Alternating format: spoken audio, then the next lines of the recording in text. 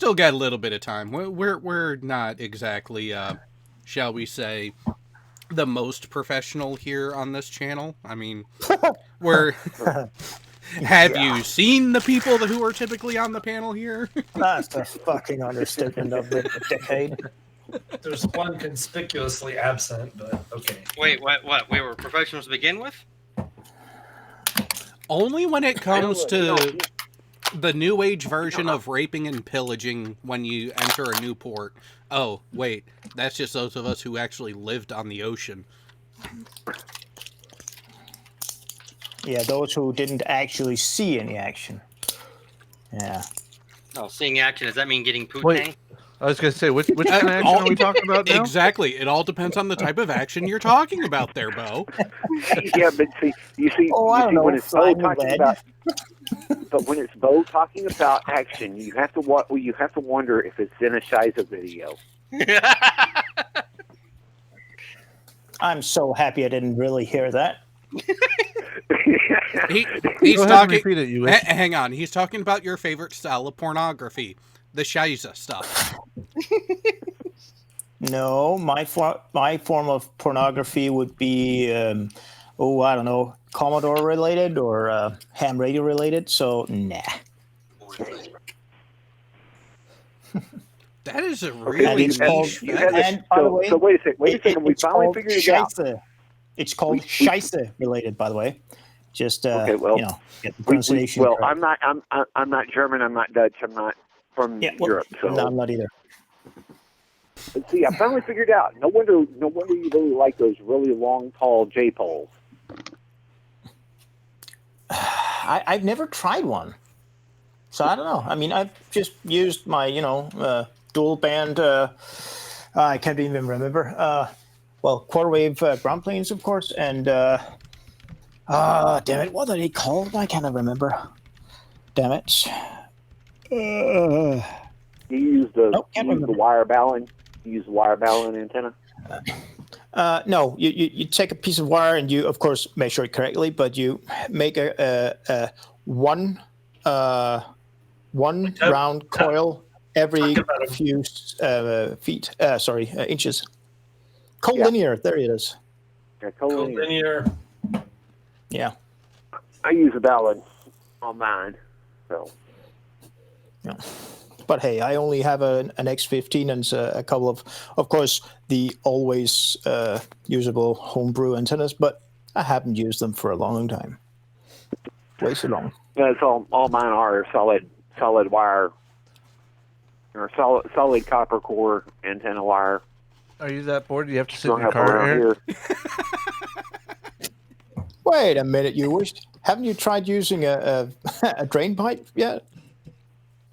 Literally tried using a drain pipe? You should try that with a 10-to-1 or a 9-to-1. I do run a copper J pole that I've had for 2 meters for probably 10 years or better. Yeah. A guy at my church built it for me, so.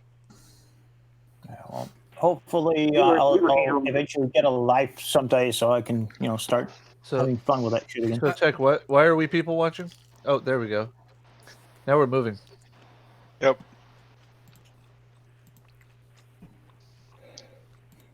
Dump from my dash cam. Find the sheep there. No, wait, this is not this is not Mrs. Hyacinth. Mrs. Bucket. I mean, okay. Why is it still bright out? This is a dump from my dash cam. Oh.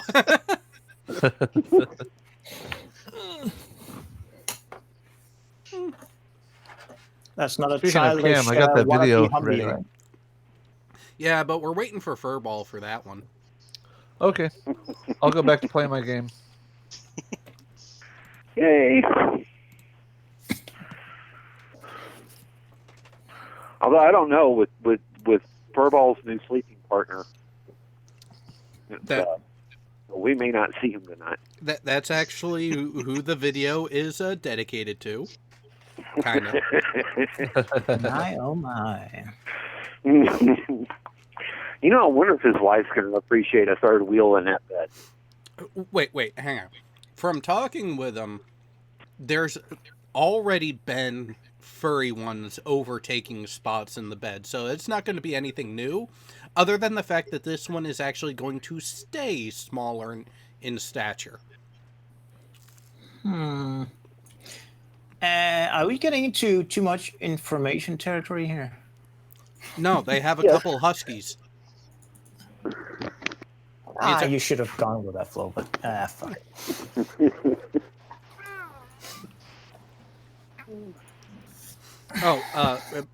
So Cy Strikeling just told us not to be late tonight.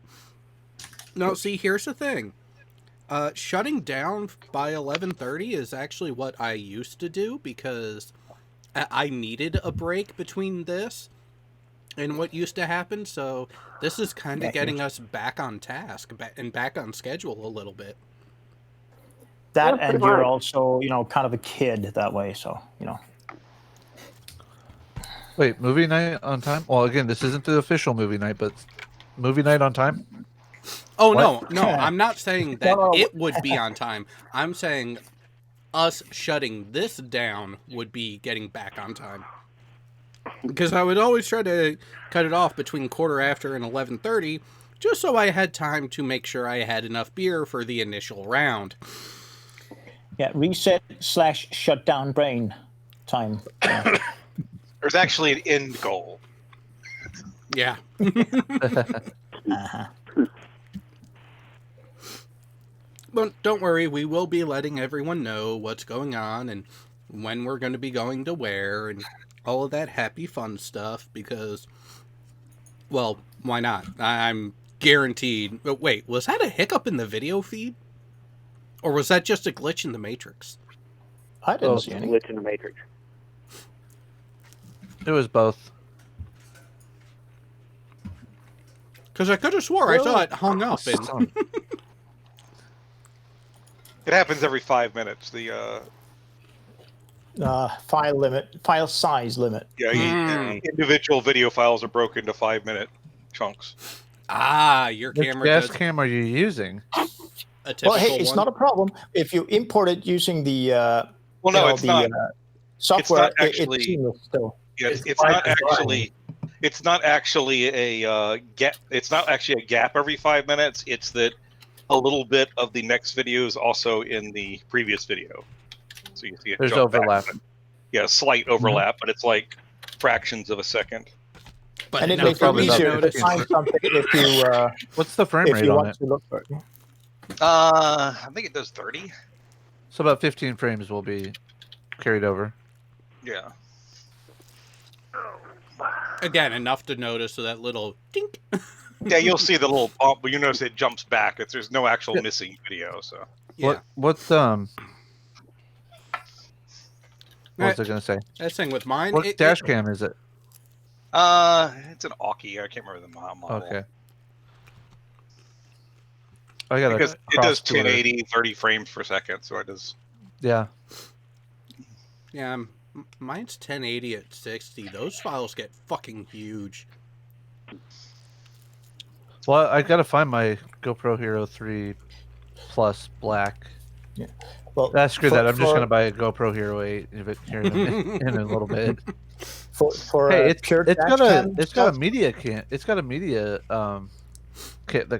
coming out in December too. Oh yeah, the 8 they've gotten actually smarter with the accessories because GoPro finally realized, wait a minute, we're losing market share to Sony and these other cameras because they're easier to use and plug in.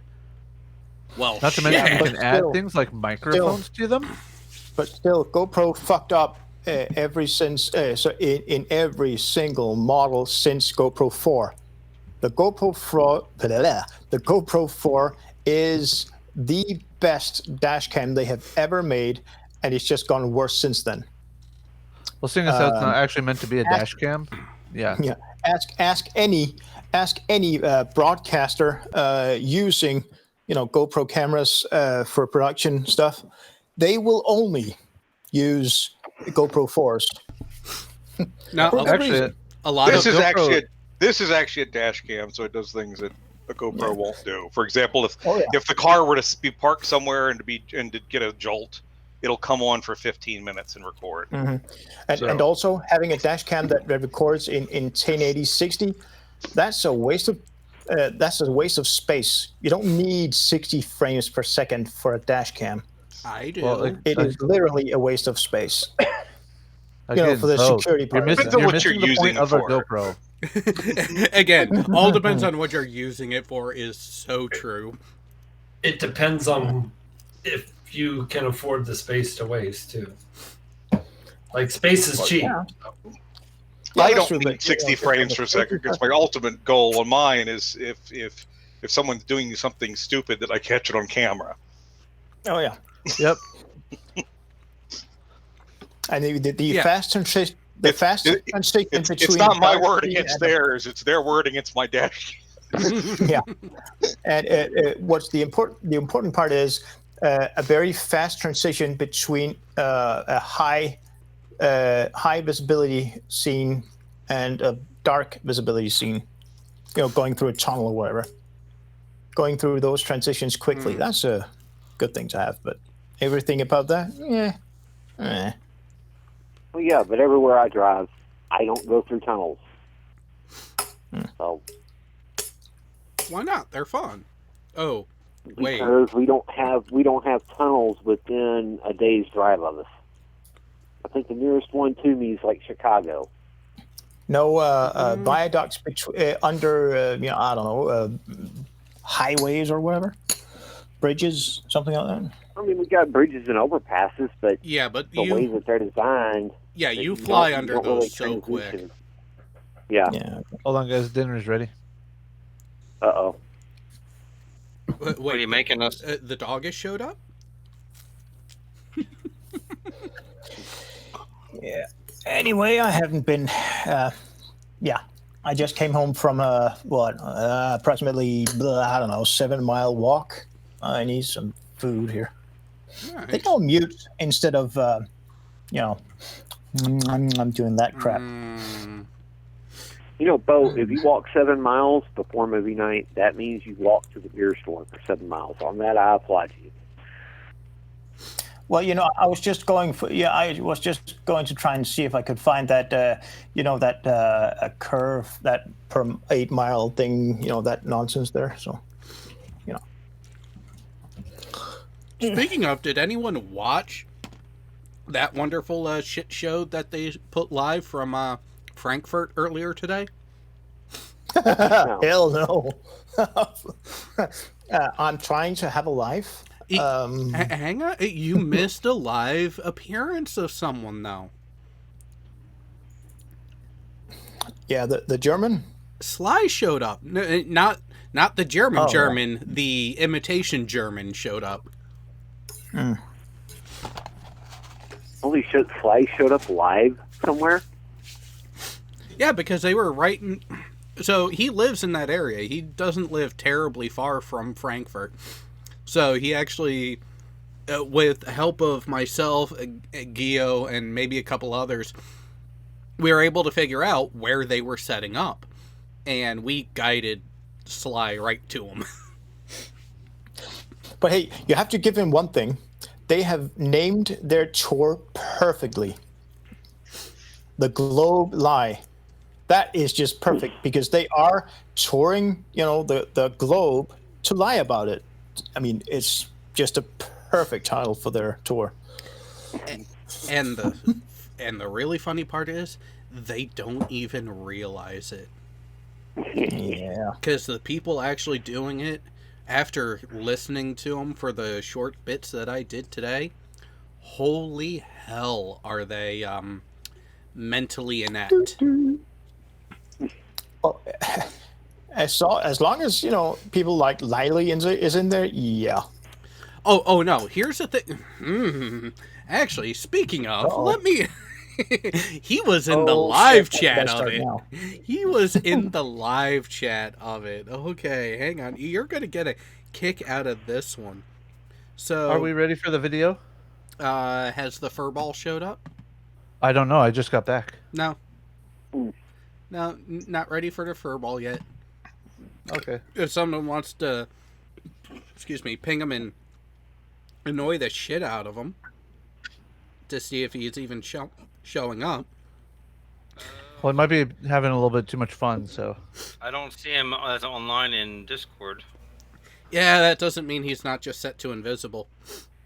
Ah, good point. So, we have a wonderful quip from Riley that happened in the live chat of that stream. So, here's a question for you guys. Does a gas of any type and composition have mass? Yes. Yes. Yes. Is this a trick question? Not according to Riley. Holy shit. To be specific, according to Riley, air does not have weight because gas does not have mass because there are no intermolecular bonds in a gas. Okay then. What a crock. Crockett. Jared, I already want to blow my brains out for my day at work today. Why did you hurt me? Let that sink in. Why? I don't want to. I can't. No. It's like Definitely 10 to no. Oh, 17. no. I was already prepared for the stupid when you said it was Riley's. Yeah, 10, that's 10 to the negative 17 is a positive number. definitely dumb fuck of the year. And Uh, I tried to get him. I tried and tried and tried to get him to win 22 years in a row. Come on. No, he is Triangle. perpetually in the second Failed round. every. triangles with sides 1, 1, and 1 have angles. Well, here's 60. Go So- figure. Yeah, So here's but the is that thing. a right side angle or left side? I mean, come on. Equilateral. But even then, think of it this way. Definitely cute. Inverted.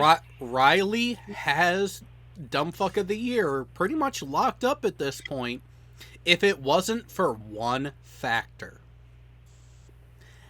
It's not his fault for No. being so stupid. No.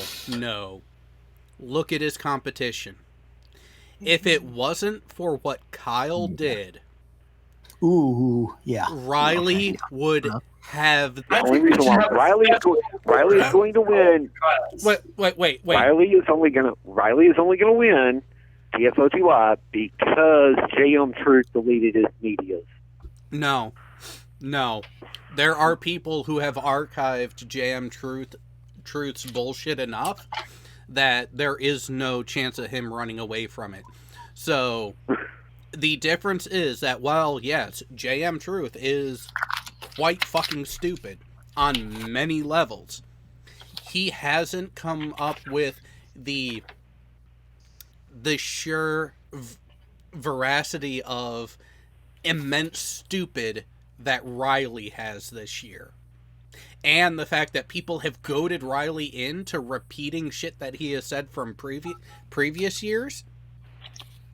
It was neck and neck between Riley and JM Truth, excluding Kyle, up until about a week and a half ago. But then what did Riley decide to do? Oh, I'm doing this stream. I'm talking about something. Oh, shit. My bladder's full. I gotta empty it. No, let's not throw something on screen, walk into the bathroom 1 or 2 rooms down the hall, and relieve myself in there. No, let me keep the mic on and fill this fucking bottle right here. I swear. I'm eating here, damn it. We keep saying if it wasn't for Kyle, I think we should have a separate award called the Kyles. In fact, I think I might actually Kyle's create it pile. myself. So, I mean, if Reds can have his own award and call it Dumb Fuck of the Year, I sure as hell can have Kyle's Piles. nice. And see, that is actually something that is going to be quite the bone of contention here in a few weeks, because as We only have one Golden Nuns. Maybe we can give the Kyle's Piles to the people who supported Kyle. Have fun. So here's the thing, for everyone to remember, in just over a week, on Wednesday, November 20th, the Wednesday before Thanksgiving, is the panel to select the nomination panel for Dumb Fuck of the Year. The following Wednesday, November 27th, is when the actual nominations are going to go in. I have a feeling I am going to be on both of those panels. I am advocating that what Kyle did is so egregious and so bad, but was such a singular incidence in totality when you look at it, that I cannot in good conscience put a criminal up for Dumb Fuck of the Year. True. I think that should be a disqualifier. If your act was dumb, You can't be criminally stupid. yeah. If your act was illegal, then we should not be encouraging illegal activity. Yeah, So- criminally and medically stupid. Yeah, that goes hand in hand, I think. Yep. Red Eye. Just fucking steal the awards, all of them. Yeah, he would. And then he could say, look at this food show. It's award-winning. Stealing. Yeah, I'm looking at all these assets, and I'm just like, God, is there anything that doesn't have Kyle in there anywhere? It's Well, just let me do a not. quick look here. The donkey porn. You don't actually have access to all the assets I do. Most people don't. Well, would you look at that? There's still only one video up on On what? Tastecraft. Tastecraft? Yeah, Oh, Kyle's that. other channel. Oh, that. Yeah. Yeah, I know.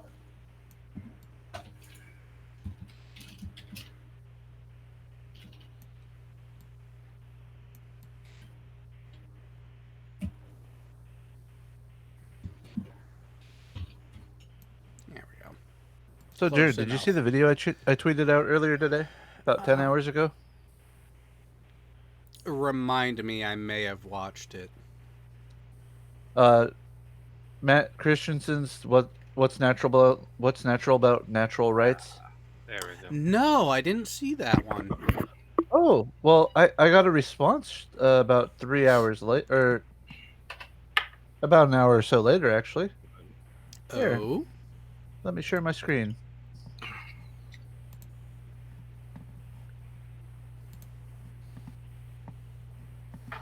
I think I hurt somebody's feelings by sharing a video. Oh no. You heard of Fifi? You hurt someone's Fifi. Oh, how dare you? A super long trip? I found my G-Man hangout. That was buried up in this shit. That's all this person seems to do is make tweets or retweets, like reply comments, and that's about it. So a bot, basically. No. Not necessarily.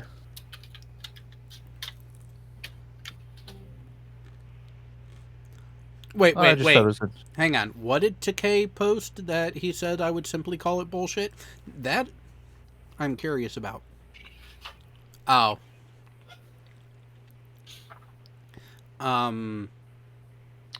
Yeah, okay.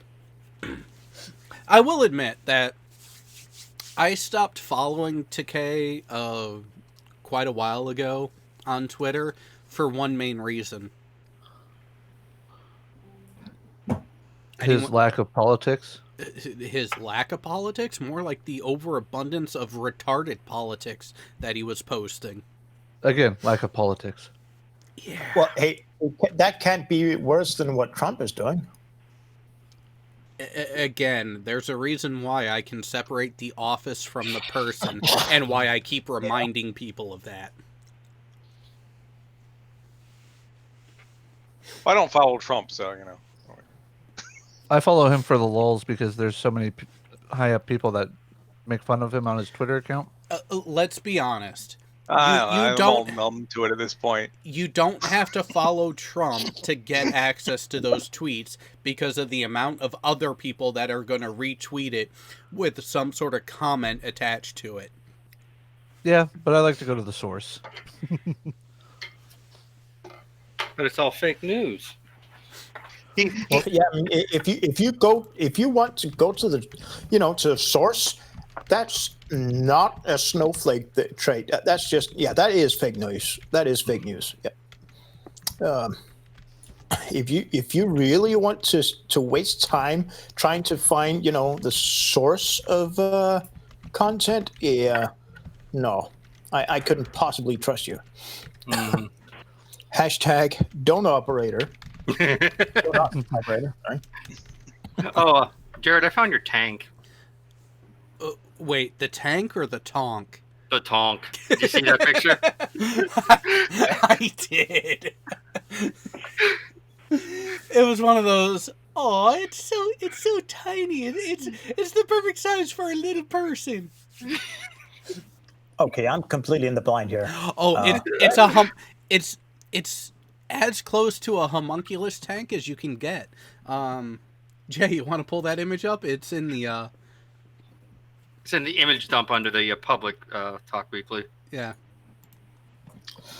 Right. It's actually the most recent one too. There's a channel I subscribe to on Facebook. It's called Strange Guns. That would certainly qualify. Oh, that one. Yeah, the Fiat.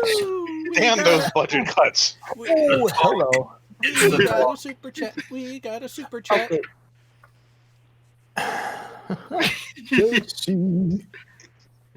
Pre-super. An armored Fiat. That has budget cuts written all over it. But that tonk, I mean, the CG, wow. I wouldn't want to be in there, when you're firing live rounds. Oh. Well, at least you can mass produce them a lot quicker because they're smaller. Yeah. But do they have safety? Fuck it. Nope. I can't even That's why you mass produce them, thousands of them. Yeah, it's mainly for the Russian army from the Cold War era. No, that's what you call that's your budget military. So Jeremy Mendoza has asked a question, and I'm actually going to put this to the rest of the panel too. Did you check out the D&D video I posted on Discord in the Veterans Topic Suggestions section? Oh, I saw that. That's yes, funny. I watched it, and I went and I watched the other branch ones too. I didn't want to. I'll have to go take a look at it. Oh, it is phenomenal. Yeah, they also do. I like their gangster version of Dungeons and Dragons. No, I saw those come up, but I didn't watch them. I will watch that later. Oh, yeah. So, So this is Reds and his military experience, I think. Oh. Oh wait, he's no. on the wrong side. I can't Never remember. mind. Is that a Panzerfaust or a Panzerschreck? That's on top there. It looked like the Faust. Yeah. Either way, fucking awesome names for those weapons anyway. Oh, that's so cute. Do I even want to know? No, I was just looking at that chunk again. Aw. It looks like a frame grab from a video. If you scroll up further, the one I posted last Tuesday to BM Furball, it's like your new Lego project. Oh. That's not fun to do on a phone though. But the one from Burns last Monday. Yeah. The last gunboat. Tuesday. I got it. A bullpup gunboat. Hold on, we got it. Here's Furball's new Lego project. There you go. Oh yeah, that one. Yep, that's Furball's new Lego project. And I'm pretty sure they actually did. They actually did ship them like that in some cases, didn't they? Yes, they did. Yes. That's how you ship a Jeep, but that's not how you ship a Jeep if you're a service member. You're trying to ship a Jeep home like Radar. Yeah. Yeah. How long did it take him? A couple of years? Like, the whole time he was over there, basically. So- Like, send us James week next. The Spaceballs the movie blooper reel video that I also posted in the Discord. Oh, that was just beautiful. And of course, a certain Jewish person, made fun of everything. So cool. I just found Fight the Flooders intro video from 11/17. Oh wow! Was it any good? It's all right. He did a pretty decent good. I mean, he's got the. It's a bunch of still images, but yeah. So, do any of you watch the Grand Tour? The Grand Tour. Yeah, on Amazon. Oh, you mean the shitty remake of oh god. Top Gear? Yeah, Top Gear. No, I am. If you go back and watch the last episode of season 3 of that, they basically they built a vehicle out of stuff they got sent to crates in the Mongolian desert. Interesting. Yeah. Now, just imagine how helpful Clarkson was in all of that. Oh. Oh. Hold on, just a second. I'm gonna pull up the. Well, we all remember his favorite self-made vehicle, right? That by two guys. Well, here we go. Stuffing an old run-out diesel generator in the back, so you could get high or sick of those fumes. Yeah, beautiful. So here we go. Episode 13, Survival of the Fattest. Oh, jeez. Look at that thing they built. That actually could be serviceable in some areas. Oh, it was. Well, it kind of looks like one of those sightseeing jeeps on the Serengeti, actually, just from the small thumb dick. But I loved that show. That's what I was thinking. Yeah. A bulldozer surrounded by a yurt with what is that? A 3-inch on front. That's not. Those are not tank tracks. Those are. It looks like a anti-aircraft. I can't remember the name of them. Bofors. They were using Leonardo da Vinci's Second World blueprints. War. Second World War anti-aircraft guns. Yeah, it looks like the Bofors. Of the American. Yeah, Swedish one. But hey, we should see if we couldn't get Geistview on. You could probably tell us right away if that was a. He has the link, so it's just a matter of if he wants to do it. But I'm thinking he could, in an instant, he could probably say whether or not that was a dozer. Now, here's the thing. I could actually see that being a very stable platform to shoot. Yeah. Well, hey, here's a legitimate question. I have heard so much crap against the British service rifle. Oh, mainly because it's all pop. What? Well, I'm trying to remember the model. Was it the Strayer? Yeah, it has a weird model number. It's a long one, but it's a bullpup. There's a lot of plastic parts on it, which I don't mind at all. But I don't really know. I don't get why people have so much against it, but that thing kind of reminds me of it. Well, so the main criticism that I recall of that rifle was the fact that it tried to bridge the gap and be effective and usable enough in all different scenarios that it wasn't good in any of them.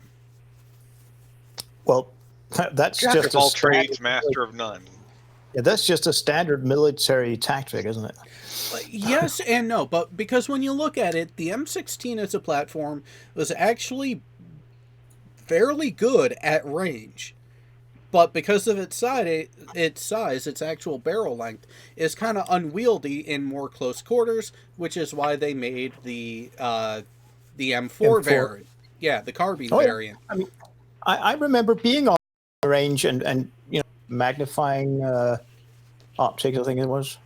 Of course, we preferred handguns or folding stock shotguns. So.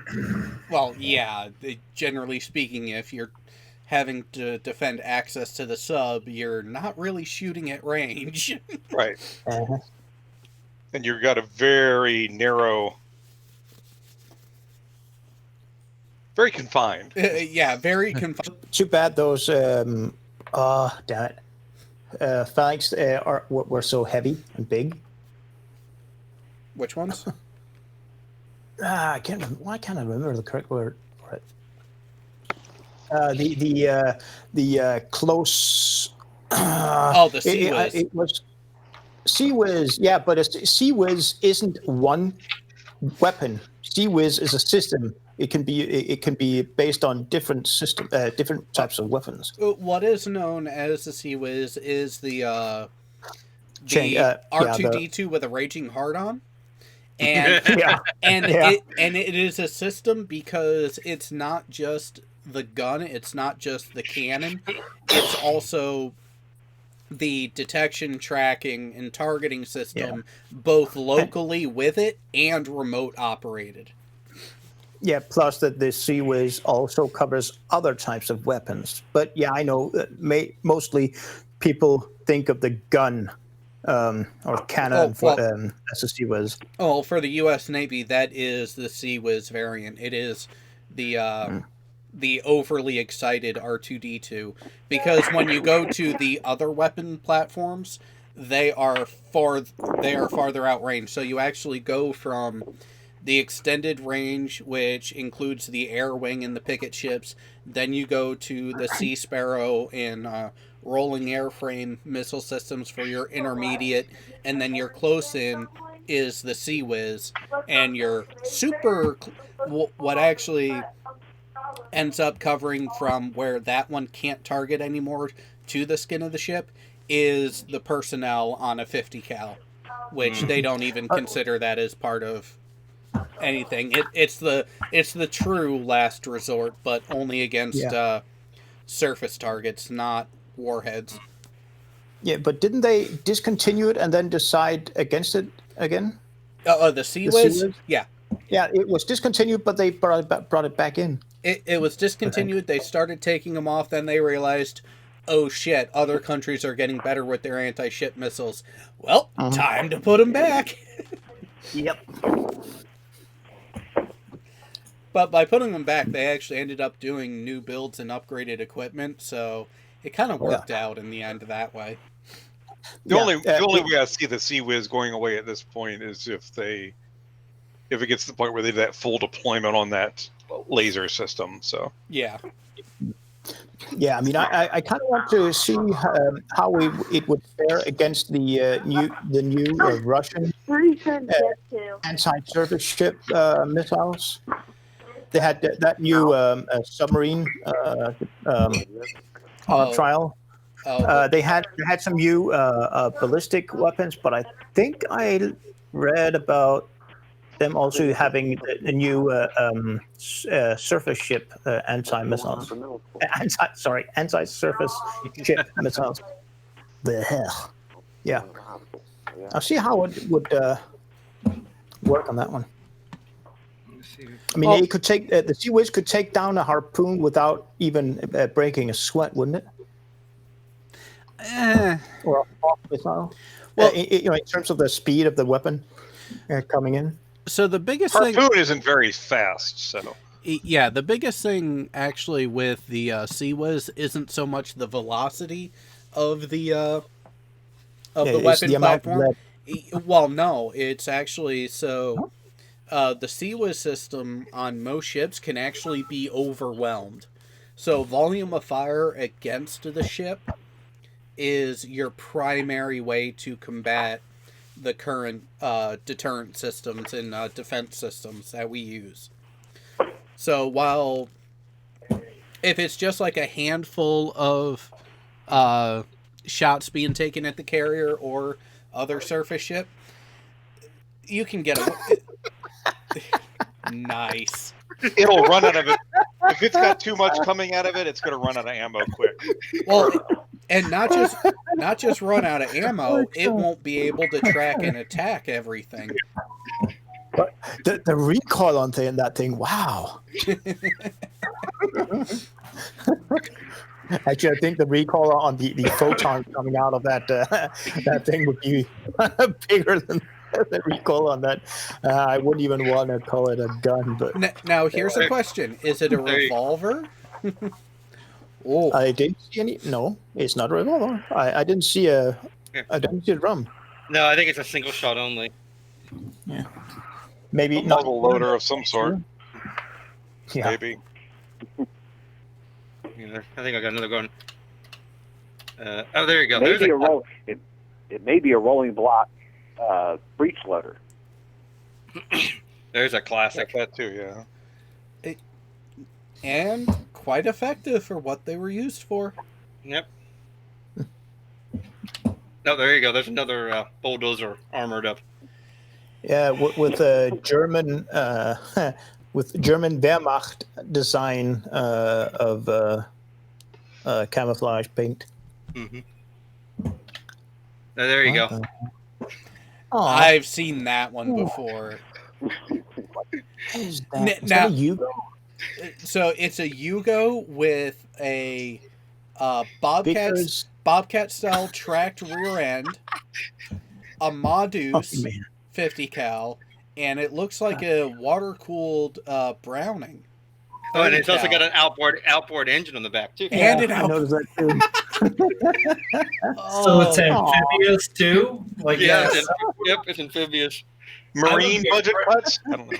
I would be afraid that axle would drag it straight to the bottom for that track. Oh, here you go. Here's some tank cuts. wow. God forbid you need to hit what you're driving towards.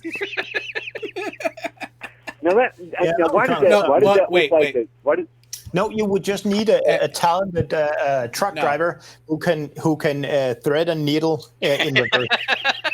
No, So it's like that movie Wanted where they bend the path of the bullets, but no, doing it with artillery, no. Let's be doing it with field artillery. let's be honest here. This design, Trying to figure this one out. I can't tell on that one. It's on a pickup truck from the looks of it. Some sort of truck. it's on a Toyota? It's on a Toyota pickup truck. That's what Yep. it's on. And I'm thinking Star Wars actually with that turret, that square No. design. I don't know why, but that's what I'm Almost thinking. looks- That Howard. looks like one of the Death Star. That looks like one of the Death Star Yeah. Yeah, guns. and the Yeah. gun, it Star doesn't Wars. seem. Yeah, the gun itself. Is that even a real gun or is it a science Yes, it is a fiction? real. It is a real gun. It's 30 mil. It's a 30 millimeter, I believe. Huh. It just looks like there's a handle there, a carrying handle. Or something. That's why I think was that's for the thinking this cooling. is not real. I think that's for the cooling system on that one. Huh. Okay. Yeah, it's like okay. Let's see. Oh, you get back to that. There you go. There's Jared's van.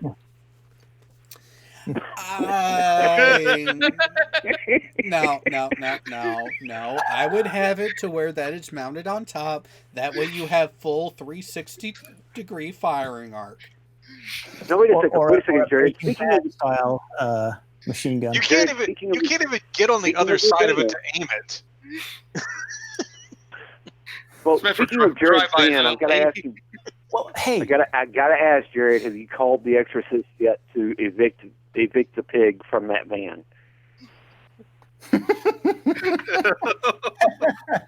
yeah, it does seem like it's leaning a bit to the left, to the right. now. Yeah.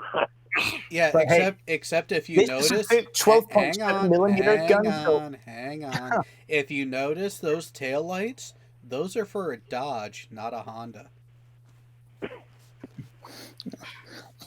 just, I Give me mean, 15 minutes and a roll of duct tape, and I guarantee you, I can make Honda lights. I can make Dodge lights fit on your Honda.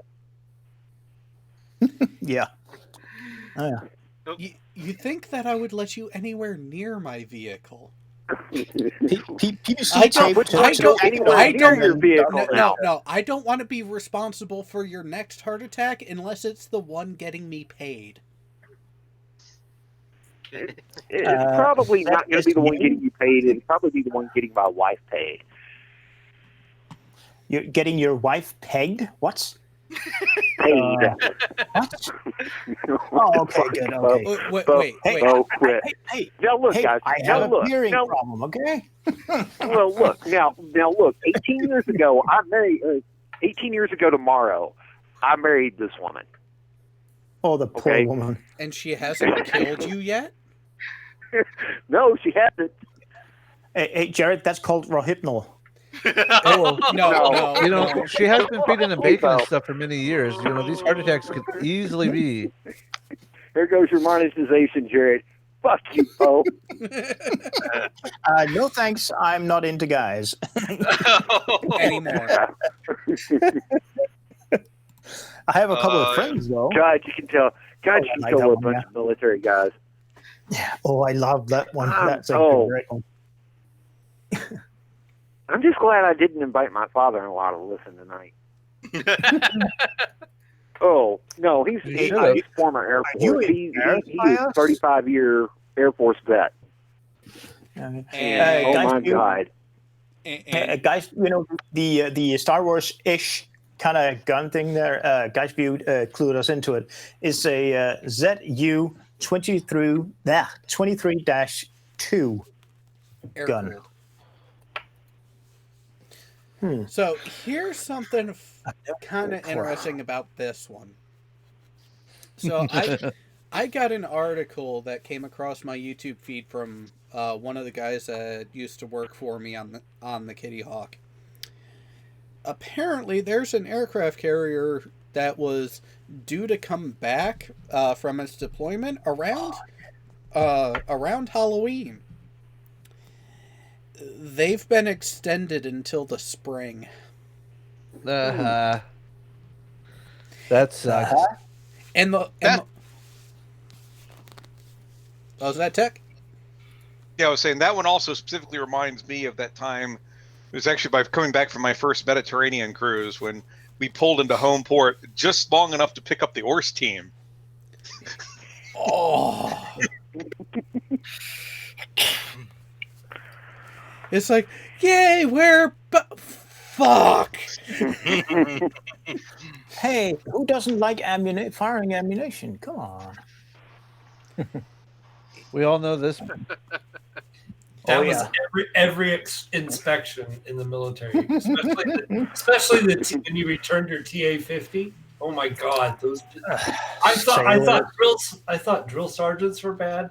Those civilians would stick their long ass fingernails that they grew specifically for this purpose into the gap in the fibers of the webbing, and if there was anything resembling a particle of mud, they threw it back in your face. Putting those cotton gloves on that are just magnets.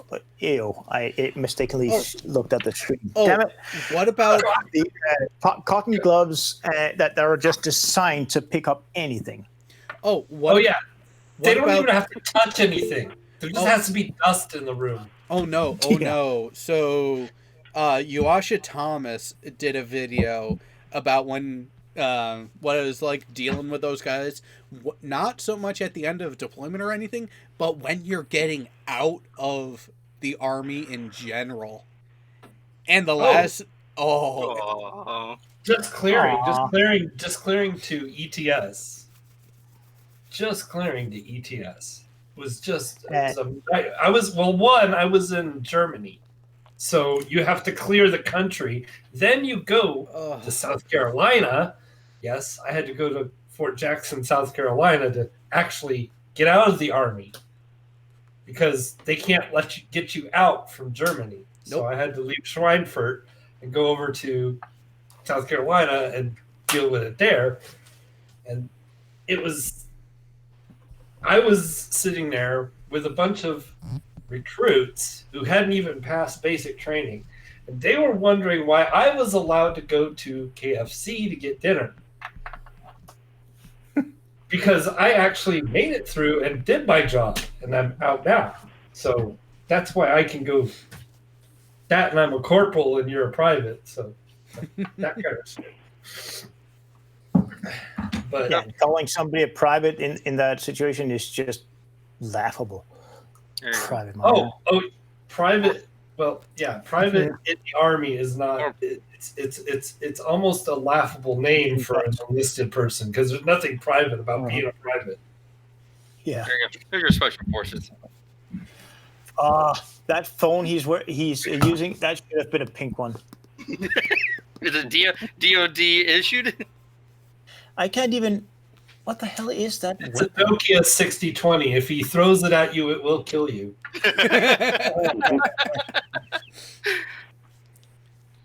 And almost a homebrew plate carrier. Almost useless plate carrier. Well, just remember, after the nuclear holocaust, all we'll have left are Twinkies, cockroaches, and a bunch of Nokia phones. I hope to God that Briggs and Stratton is self-propelled. Because I've heard of road marches, but that's ridiculous.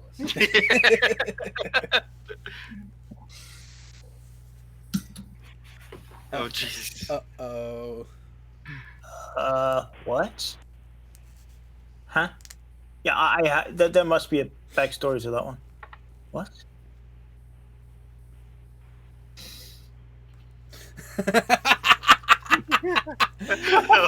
Oh, so true. So true. And if it's the Cobb or the CMC, it's 5 minutes. Oh, God Jesus. damn it. Depends on the CMC, because the CMC that I had on the Kitty Hawk, he was actually a pretty cool dude. But at the same time, you didn't want to fuck with him because he would beat the ever-loving shit out of you. Analysis shows anywhere from 5 to 500 bad guys, or maybe livestock, in the area. Well. Then again, maybe not. Rarely right, but never wrong. It's all in how you phrase it. Mm-hmm. It's just basically a different way of saying hurry up and wait, just, on a different topic. I don't know. Nice. I'm not sure. Nice. The shirt he's wearing under the uniform. Oh, that one. Yeah. Damn it.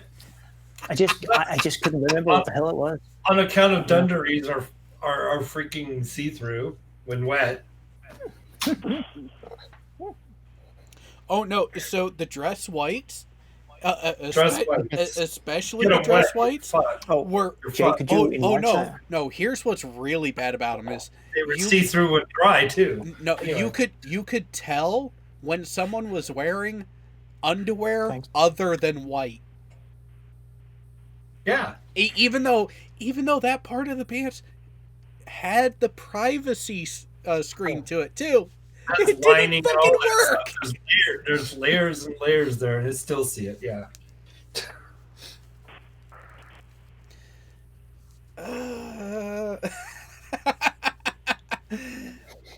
I have only been forced to join a party once.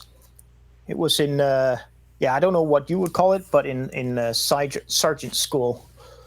Just, the final thing we had to do before graduation. It was kind of boring, but it was. They called it PLDC when I was in. I don't know if they call it PLDC anymore.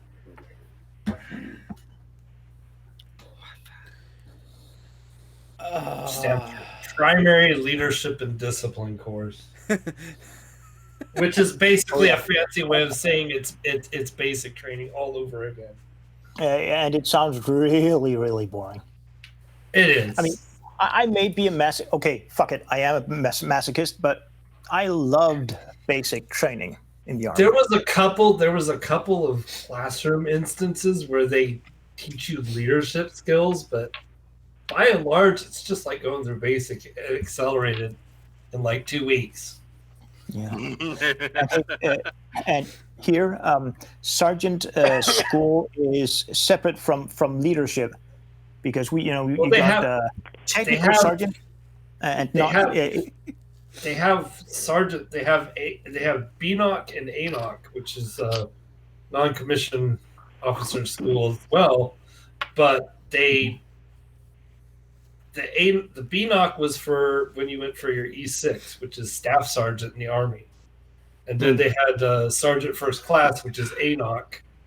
I don't think they did anything special for master sergeant or first sergeant or command sergeant major. I don't think there was special schools for those. Oh, I hope they made. By the time you've made those ranks, E7 and above, you better fucking know what you're doing. There you go, Jared. Well, hey, I mean, I never needed any, commanding skills, because that's not what I was meant to do for that sergeant school. It was only a technical rank I had to have. So, and that's they do include some leadership skills, but not much. That's after. PLDC is common to all jobs. Like no matter what your MOS was, you went to the same PLDC with everybody else. But BNOC and ANOC were MOS specific. So if you were a medic and you were going to BNOC, you went back to Fort Sam Houston to go to BNOC. Well, I would say as a medic, disregarding what type of medic, any level of medic, you'd have to have some good leadership skills, or at least some psychology classes. For helping people or convincing people who are not cooperative, so to speak. But yeah.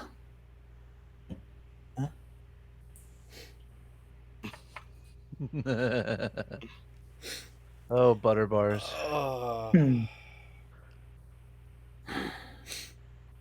What is this? Is that a lieutenant? The equivalent of a lieutenant? No, that's an second lieutenant. Yeah. Yeah. Surprise, surprise. Probably a academy grad too. Yeah, I'm surprised there isn't any reference to where he should put his golf equipment. No, wait, it's not the Air Force. Never mind. Oh. Active duty depot, apparently. That's one way to do it. You try to log in on it. So, from the chat, guys to view, BNOC and ANOC is branch specific. PLDC, the primary leadership development course, has been changed. It is now called the Warrior Leader course. Of course, because everybody's a warrior. That butter bar there, he should be lucky that he's not on a fast attack. I knew BNOC and ANOC was branch specific and MOS specific too. Gotta follow LogPad. All you really need to do is just follow LogPad. Oh yeah, I've been wondering for a long time now. Let me guess. In today's Army or Navy or whatever, are you even allowed to say enemy anymore? Do you have to call them adversary? I would just call them Satan. Yeah, I mean, we called them years, Russians in my day.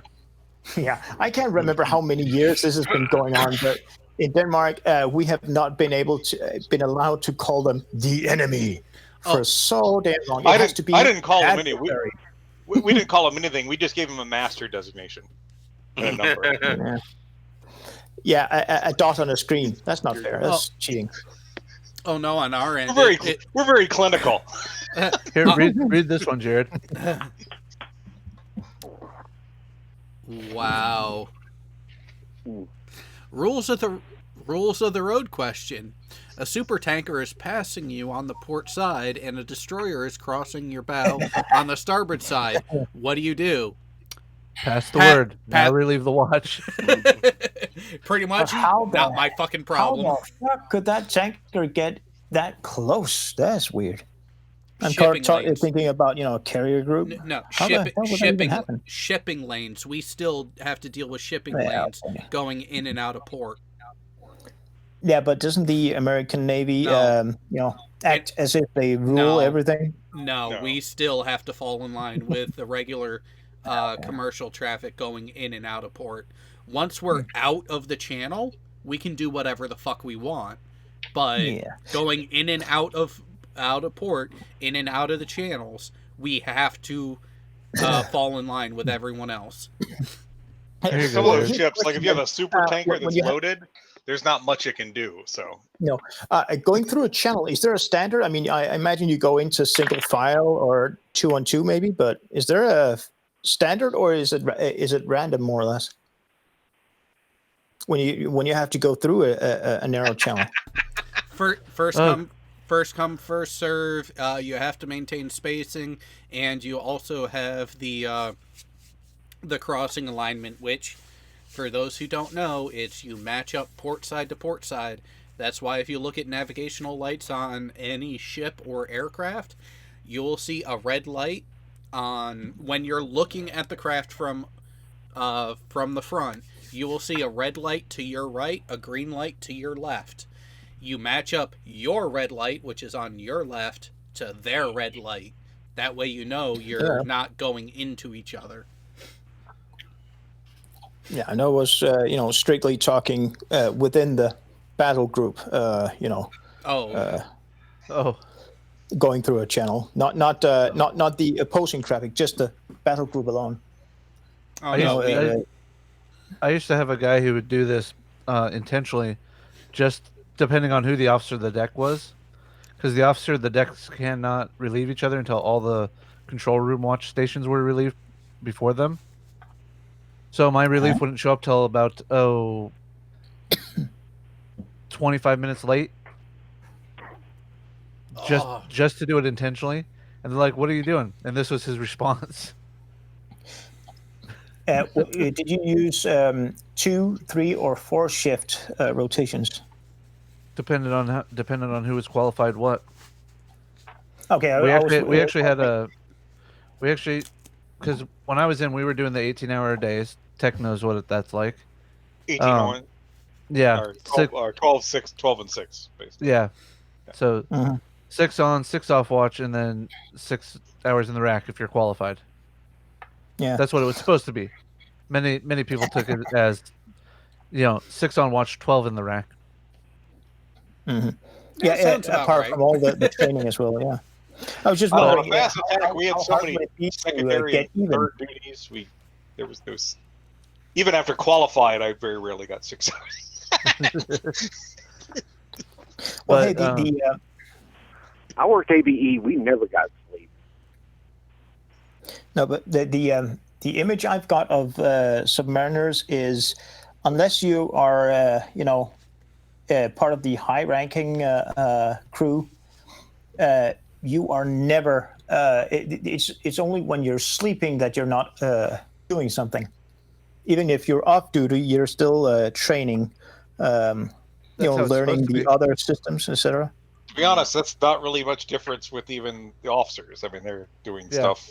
I mean, or pretending. No, the officers are your department heads, and they still have their duties as a department head on top of whatever watch stations and other duties they have. On a fast attack, some were doubling department head and division officers. So. Yeah. But then again, I could see there would be a limit between what you can, what would be reasonable to teach crew members. I mean, an engine room engine room personnel. Why would they have to learn about con, for example? I mean, there should be limits, because right? If all the people forward that normally stand those watch stations are dead, yet the ship is still serviceable, they have to be able to drive the boat. Yeah. So, in theory, every single crew member should be able to operate every single piece of equipment. With the exception of the intricacies of the nuclear power plant, yes. Well, yeah.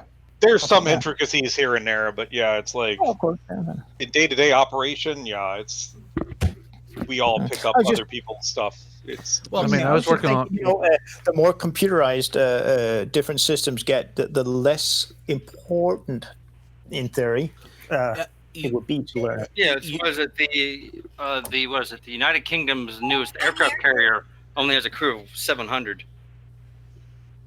well, it's also about half the size of a Ford class, and the Ford class, the ship's company complement is even reduced compared to what the Nimitz class was. I mean, ship's Yeah, company, those were ship's 2000 or something. ship's company alone between 2,500 and 3,000. Hmm. Just the ship's companies, guys. Not, and that doesn't include the air wing. When you get the air wing involved, you're at about 5,500, almost 6,000 people on an Yeah. aircraft carrier. Full my load. entire division was 7 people. Mine was Wha- 13. hang on. My shop on the Kitty Hawk, just my shop, had 35. And 7's counting from the chief on down. Exactly. 13 counting my chief, so 14 if you count 14 if you count that my senior chief became the department chief, but still spent most of his time in our space because that's what he wanted to do.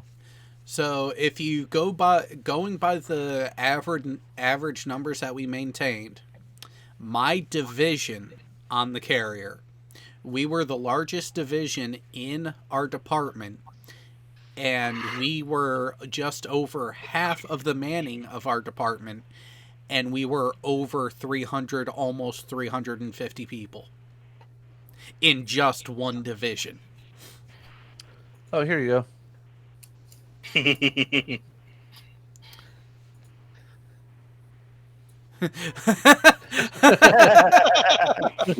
Yeah.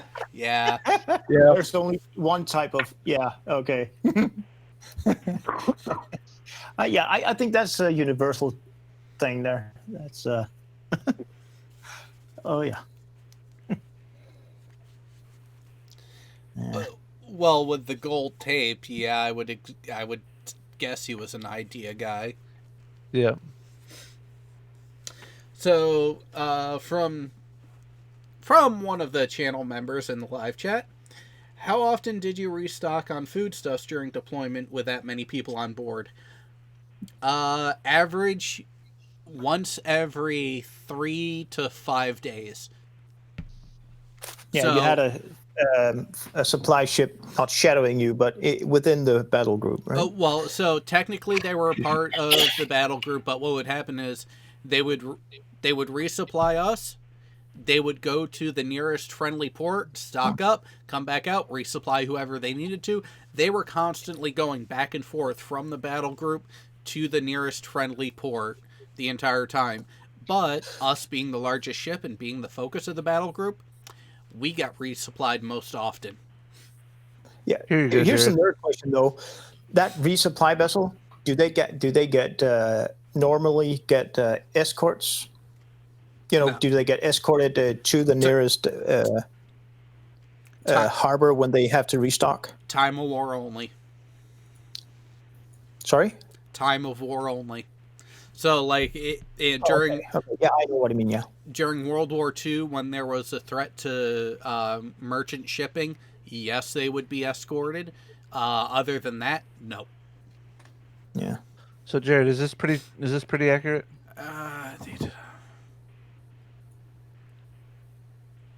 Wow. Yeah. Careful. So question, did they also take away the waste from the food as well? Funny you mention that. It probably just gets dumped. We disposed that ourselves. Oh no. As of when I left the ship in late, let's see, I was on the 2008 when I left the ship. We still had what was called the trash sponson. So pretty much when you got done eating, your trash got divided up between recyclables, cleanable, which is your tray and utensils, and then everything else, the combustibles. All of the plastics, all the recyclables got melted down to oversized hockey pucks for recycling when we got into a port. The combustibles were bagged up, and when we were in international water, that shit just went over the side. Yep. Yeah, assholes. Hopefully not today, though. Unless it's wartime. Well, I have heard there is that wild theory. There is that wild theory that you can follow an aircraft carrier, and after dark, you can watch your sonar and see where there's balls of fish, bait fish, and everything else that have gone to where they've dumped the food source overboard. Well, have the Russians, and for that matter, the Americans, been able to actually trace so from the routes of carrier groups? So from what I have heard, of people who are still in over the last 10 years, they have actually managed to get set up aboard all of the carriers an incinerator, so little to no trash is dropped over the side anymore. Oh, TDUs. Yay. Officially.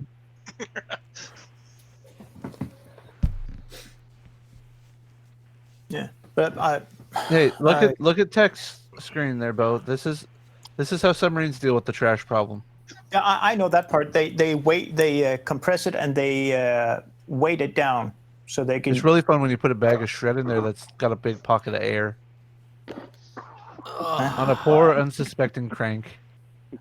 Dope. Yeah. Tech knows what I'm talking about. I don't think I ever gave him much air in the shred, depending with how much shit we had to shred. It just. But I'm pretty sure I shredding because we had one shredder in the boat, and of course, when we started shredding, then everybody else is bringing their goddamn shred to us. I'm pretty sure I saw a Discovery documentary, not History Channel, because no, a Discovery Channel documentary about the different countries, naval resources, etc., and some trials both on the Soviet side, not Russian, and the American side, where they tried using just basic satellite imagery, trying to trace the other side's whereabouts by looking for the algae being I don't know what you call it.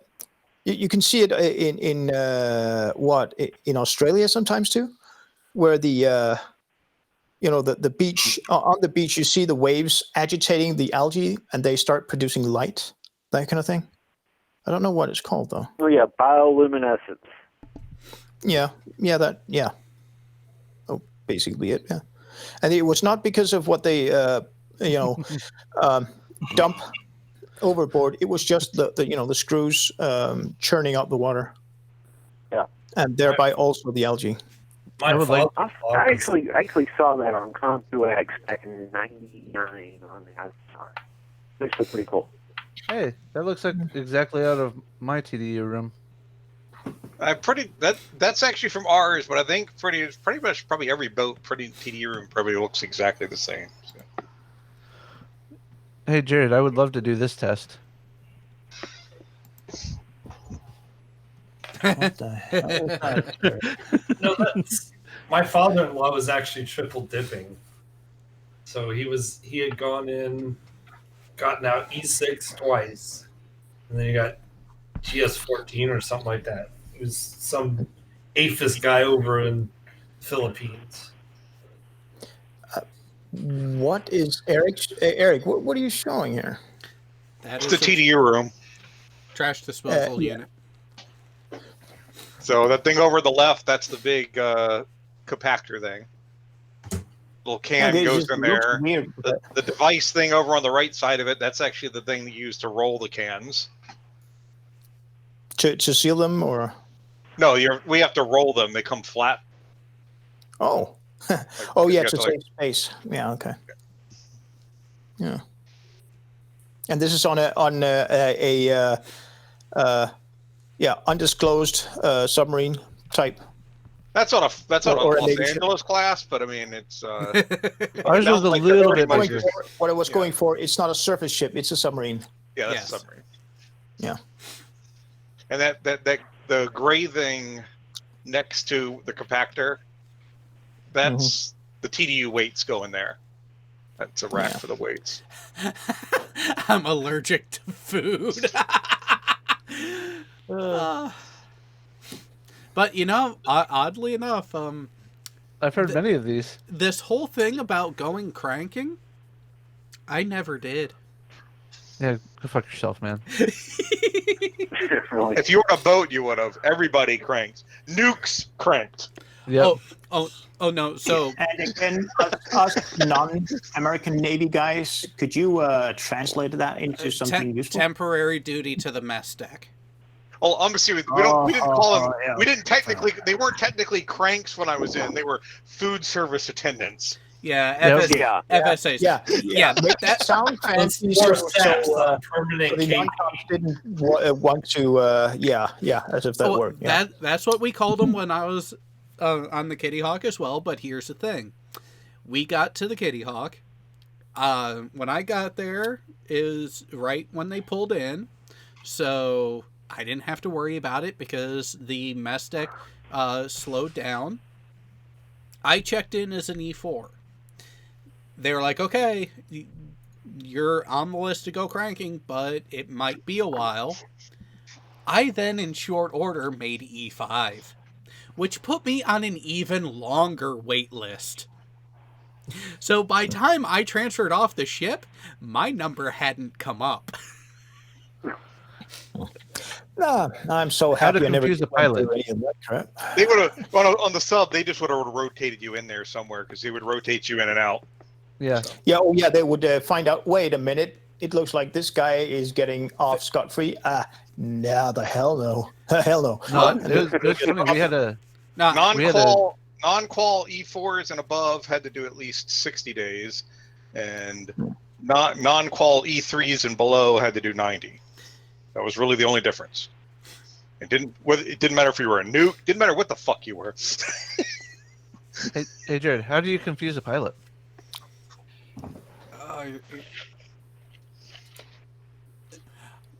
Wow. It is a yeah. Wait, you're telling me you could have done arguably the most badass job in the Navy and you chose not to? Oh, it's kind of like when I tell people it's like, yeah, I could have easily gone nuke. I decided not to. Nice. And people are like, oh, well, wait, you didn't want to? Why didn't you want to? And while I was in and in uniform, all I would do is point to my last name. Oh god, this is a sad state of the real Navy right now. Oh wow. You know I'm right, Jared. Ugh. They rely too much on the electronic charts nowadays. Yep. Well, hopefully they still train on the sextant, etc. I've noticed that with supposed to. I've noticed that talking to newer FTs, they don't know. Like if they didn't have the electronics, I don't think they know what the fuck to do. Well, FTs are now just glorified IT men anyways, so.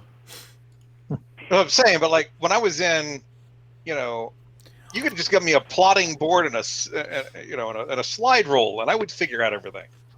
Oh, the yeah, good old... the old school non-battery operated computer. Yeah. What is that damn thing? What did I Well, do with that's it? the weird thing. Even if I had even if I have a You have a bearing rate computer? GPS in a car do. in Copenhagen, I would get lost.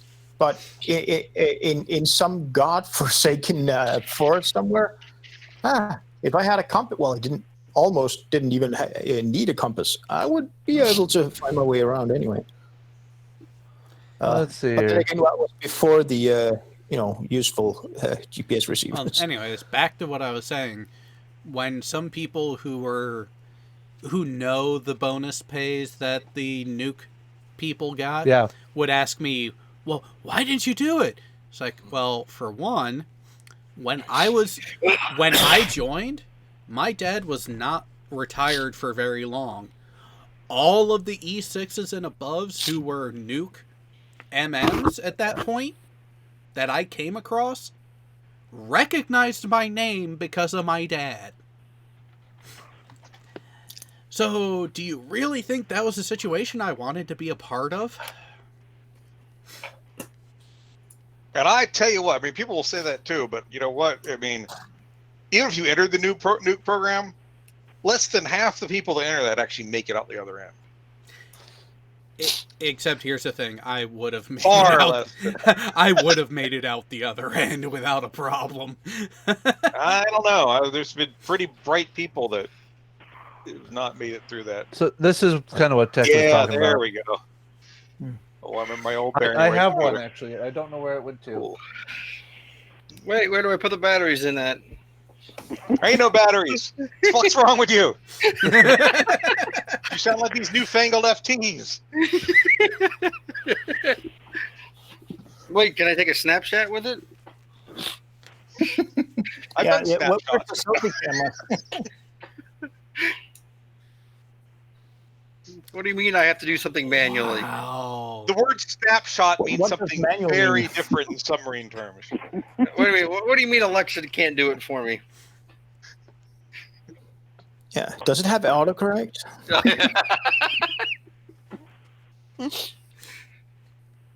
Where's the tactical site that's supposed to be on it?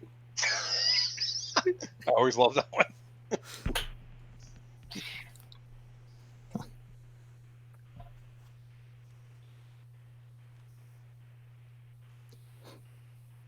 But I actually do see it as a genuine problem. As technologies, progress and improve, you get less and less time to actually learn the basic stuff. It can be a big problem, potentially speaking. Not just in case a nuke fries everything, but also just a massive CME. Mm-hmm. It has happened before.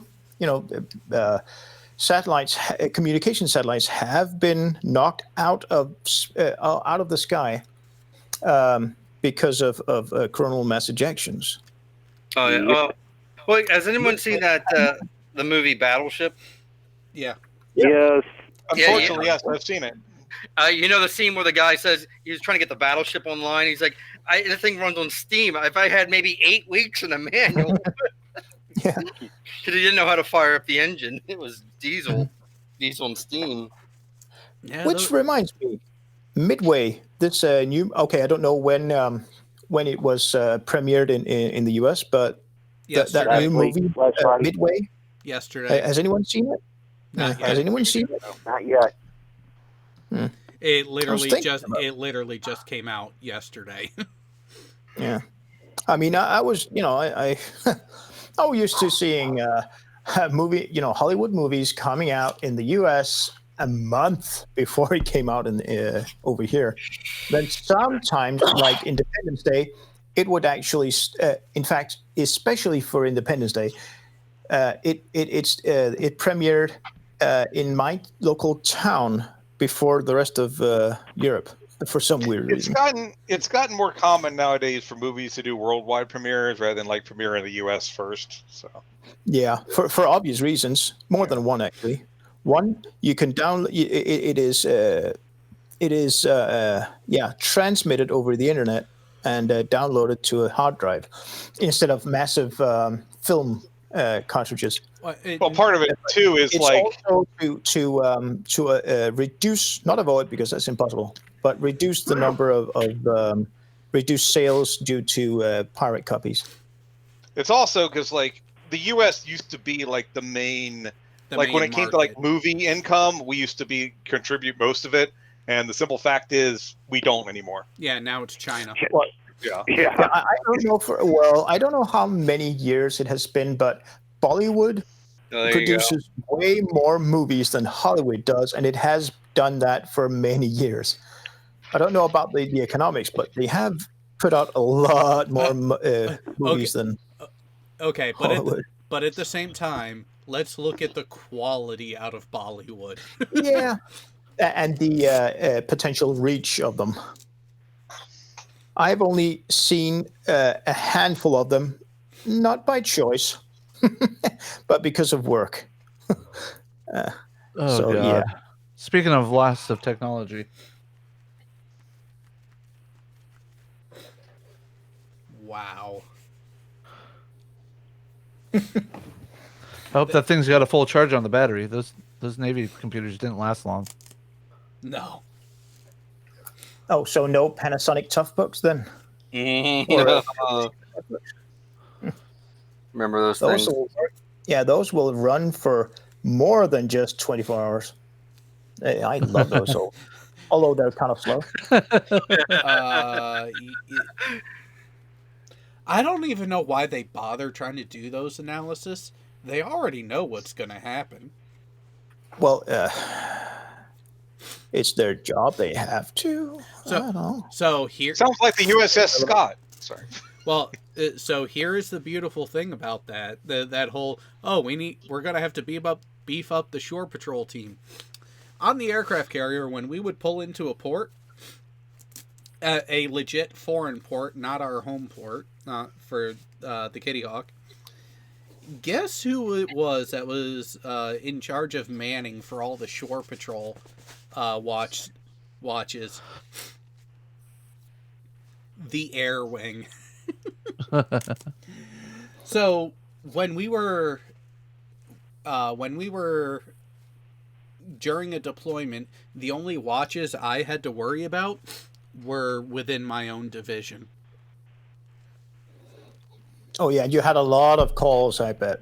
Not. Oh no. So here's the thing: when you're on duty on the carrier in port, in a foreign port, you work a regular 7 to 4 work shift. A bunch of the E4s and belows would have occasional watches to do. They would get called away for working parties and whatnot.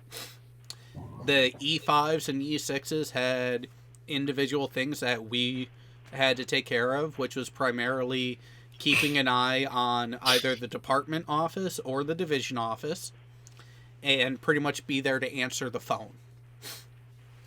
Ooh. Yeah. Yeah, and when we hit port, we just went on a 4-shift rotation. So yeah, I mean, answering that phone would just just be routine stuff, or the potential for someone calling on the red phone or something. The potential for some shit happened and we need to get ahead of it. It could be anything. It could be just, oh hey, new guy finally arrived who's checking in aboard the ship and met you when you were out underway, or to something as much as Shore Patrol found your guy doing this. You need to send someone to come get him now. I would imagine also a potential suspicious vessel approach. Other watch stations would do that, and that report would go straight to the OOD. Which then would get routed to the XO and CO and all that happy horse shit. But different departments had different watch stations for when we were in a foreign port. When we were in our home port, every one of the ship's company's departments contributed someone to Shore Patrol because, yes, we had Shore Patrol in our home port. We didn't. No base personnel doing anything? Come on. Oh no, base personnel did their own security shit and took care of their stuff. But the ship's companies guys were the ones who were seen as the ones causing the most problems out in town at night. No. So the ships had to be the ones to provide the people to keep an eye out on them and stop things from happening if possible. That I can understand, but here you go, Jared. And the ship's own personal security, I can imagine that too. But what? Yeah, I get the reference.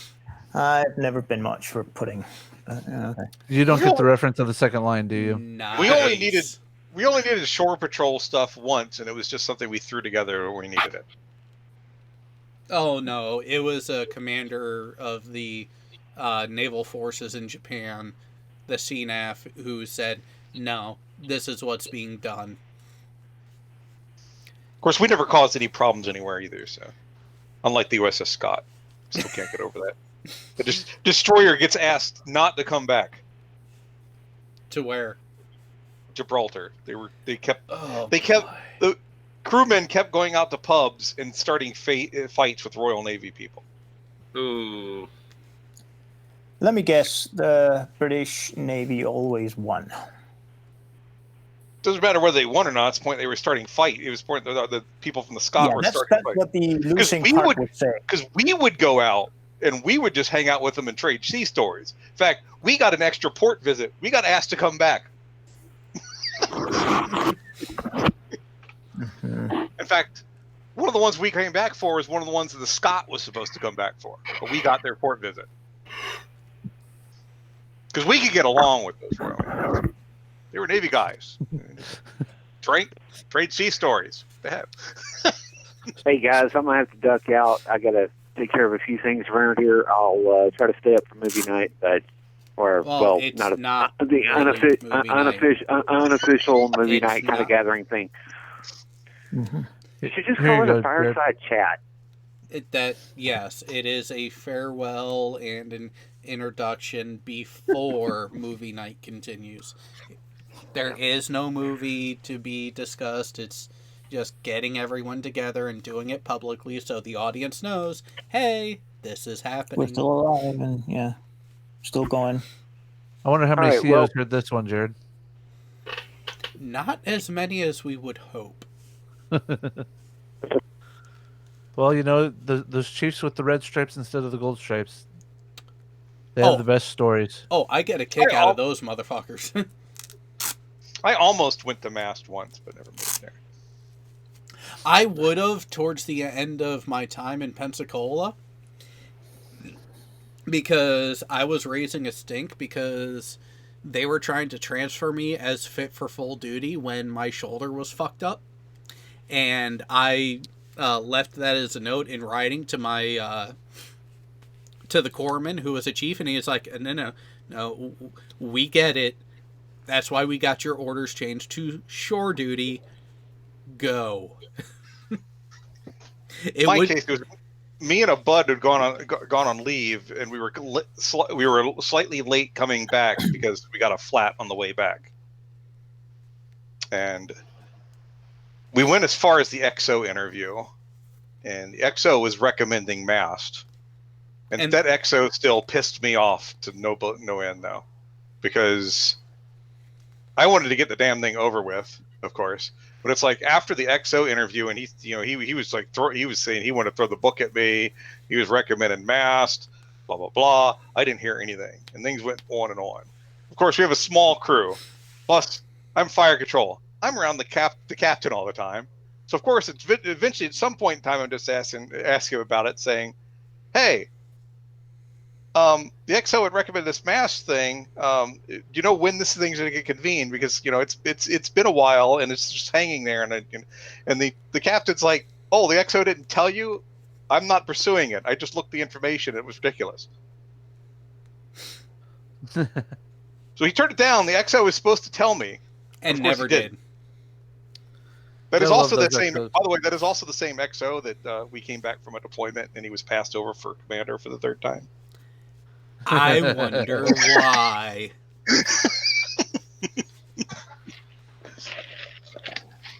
Anybody ever had this one happen to them?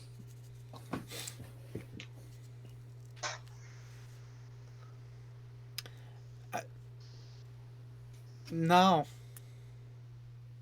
But then again, each of the companies I've worked for, we've had a lot of ex-military in the teams that I've worked with.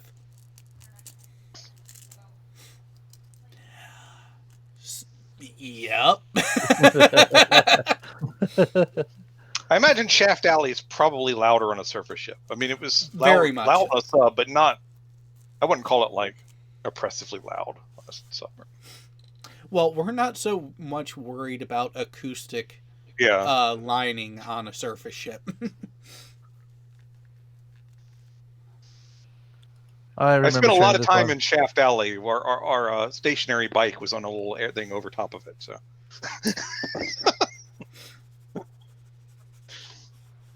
have to burn the calories somehow.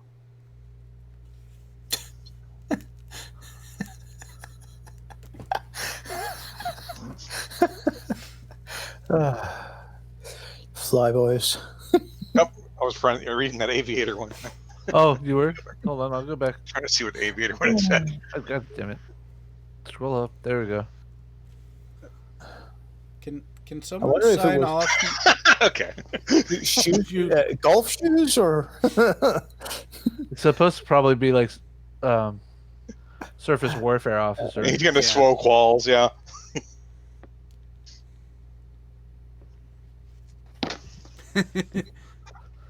And the few times I've been up on the bridge, yeah, that's pretty much what it's like.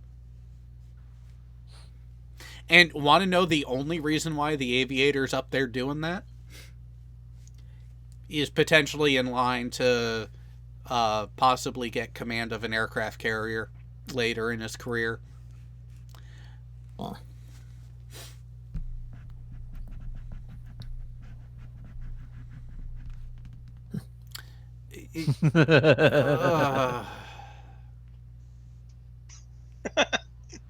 That's pretty accurate. Yeah. That's just as accurate in the private sector it is.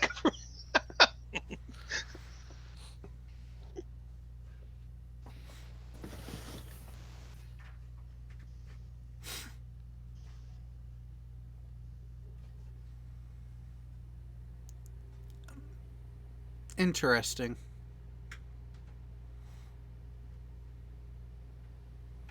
On ETSM E-Division.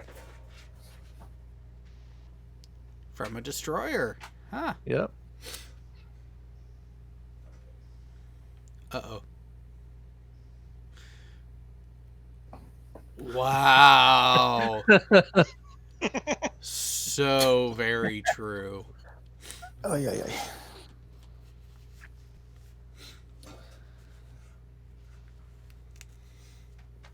The worst collateral duty I had was the top secret petty officer when we pulled into port for the last time before we went to the shipyard.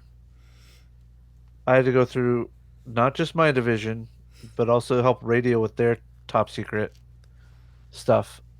Oh, that was painful. I was the publication petty officer and the repair parts petty officer for the division. I was pubs, photographs, clock petty officer, cams maintenance tech, top secret. About the only one I didn't do was repair parts in my division. So, at one point, I was the shop supervisor, which meant I was in charge of all the programs, ultimately. I was also the primary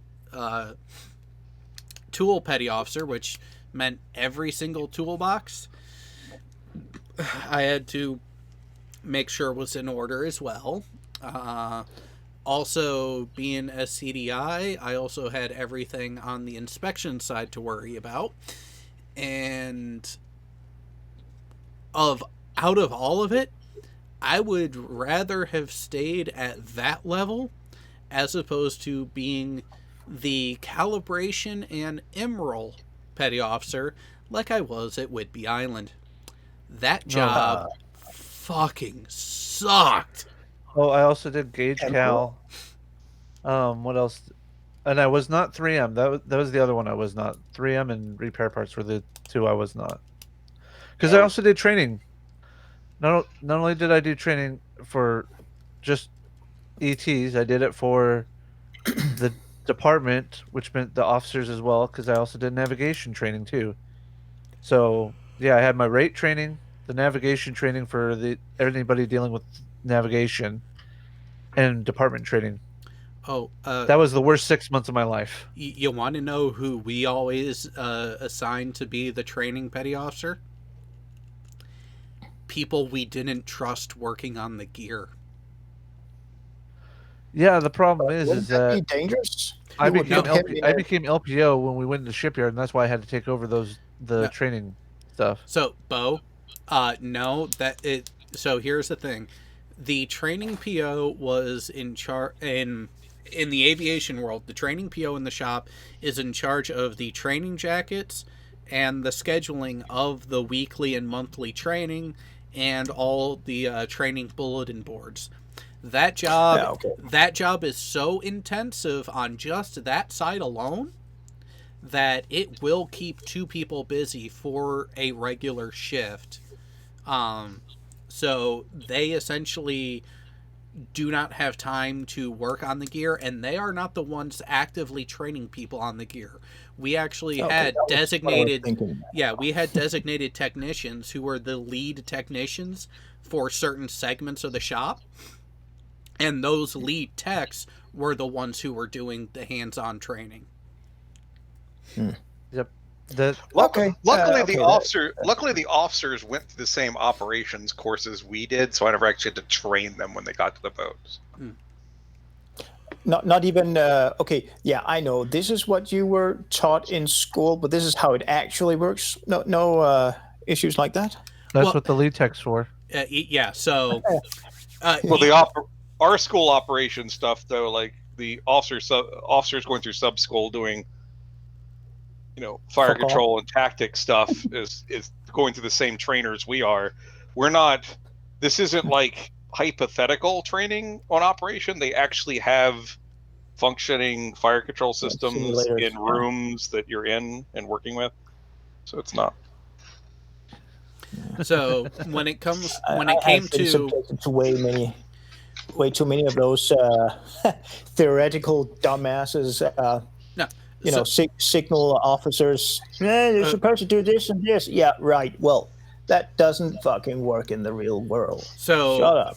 so that's where when you look at the training that I went through, the ATA school and the follow on the FRAMP, the system specific, there's the theory of operations, and then you hit the big giant I believe button, because there's the theory of how the circuit should work, and then here's the hands-on of what you will actually see out there.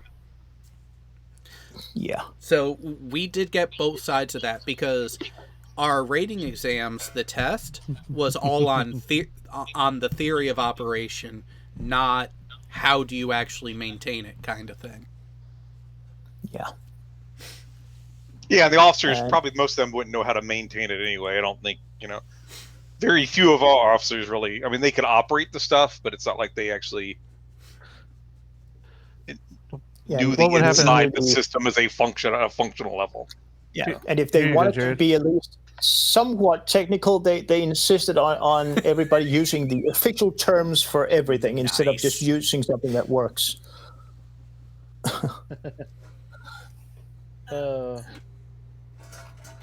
Could you imagine if somebody did this when the BMC wasn't around? Oh, jeez. I wonder what the sea spray green would be then. So. That's your primer. No, I mean I'm the name for it. I mean, come on.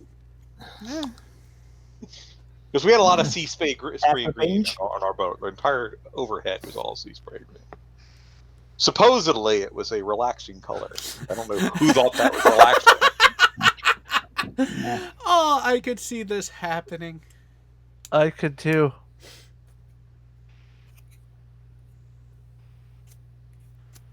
Except, so what? Hang on. So, what valid reason does the guy on watch have for actually holding the chief there at this point. Not presenting an ID if at he's not least. on the list. No. If he's not on the list. No, he's not showing his ID, so how do we know who he's who's Claiming to be. requesting permission to come aboard? Theoretically, you wouldn't know. But everyone has to show ID. The only ones who actually kind of get a pass from that are the COXO and CMC, the Cobb. Outside of that, sorry, where's your ID? Well, on the And boat, I had none of us showed our ID really, just because everybody knew each other. Well, so. yeah, Exactly. yeah. You guys only had a crew of how many? 113 if you count the officers. 150 if you count the officers. Yeah, both of those are still half of my division. Your point? Just trying to do that with a full size. It's not my fault that your ship Eric. is so huge. Yeah, but look at the shit that we can do. You can drift. But we got the air wing. If you cut the sail off, This would have been me. if you cut the sail off my boat, you could fit it in one of the hangar decks on a Nimitz. So. Yeah, you could. Jared, this would have been me. I tell you that right now.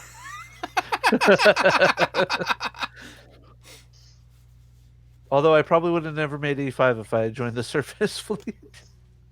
I might not have even made E4, and every time I did, it would be taken away.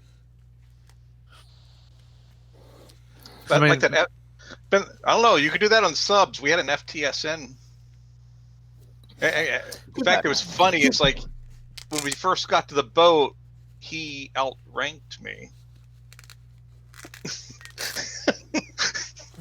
Too bad we couldn't even do that kind of gag on people. We would always have to rely on the. I love that Battery. response. Why do you act like you don't know anything? What is it? Is it laziness, stupidity?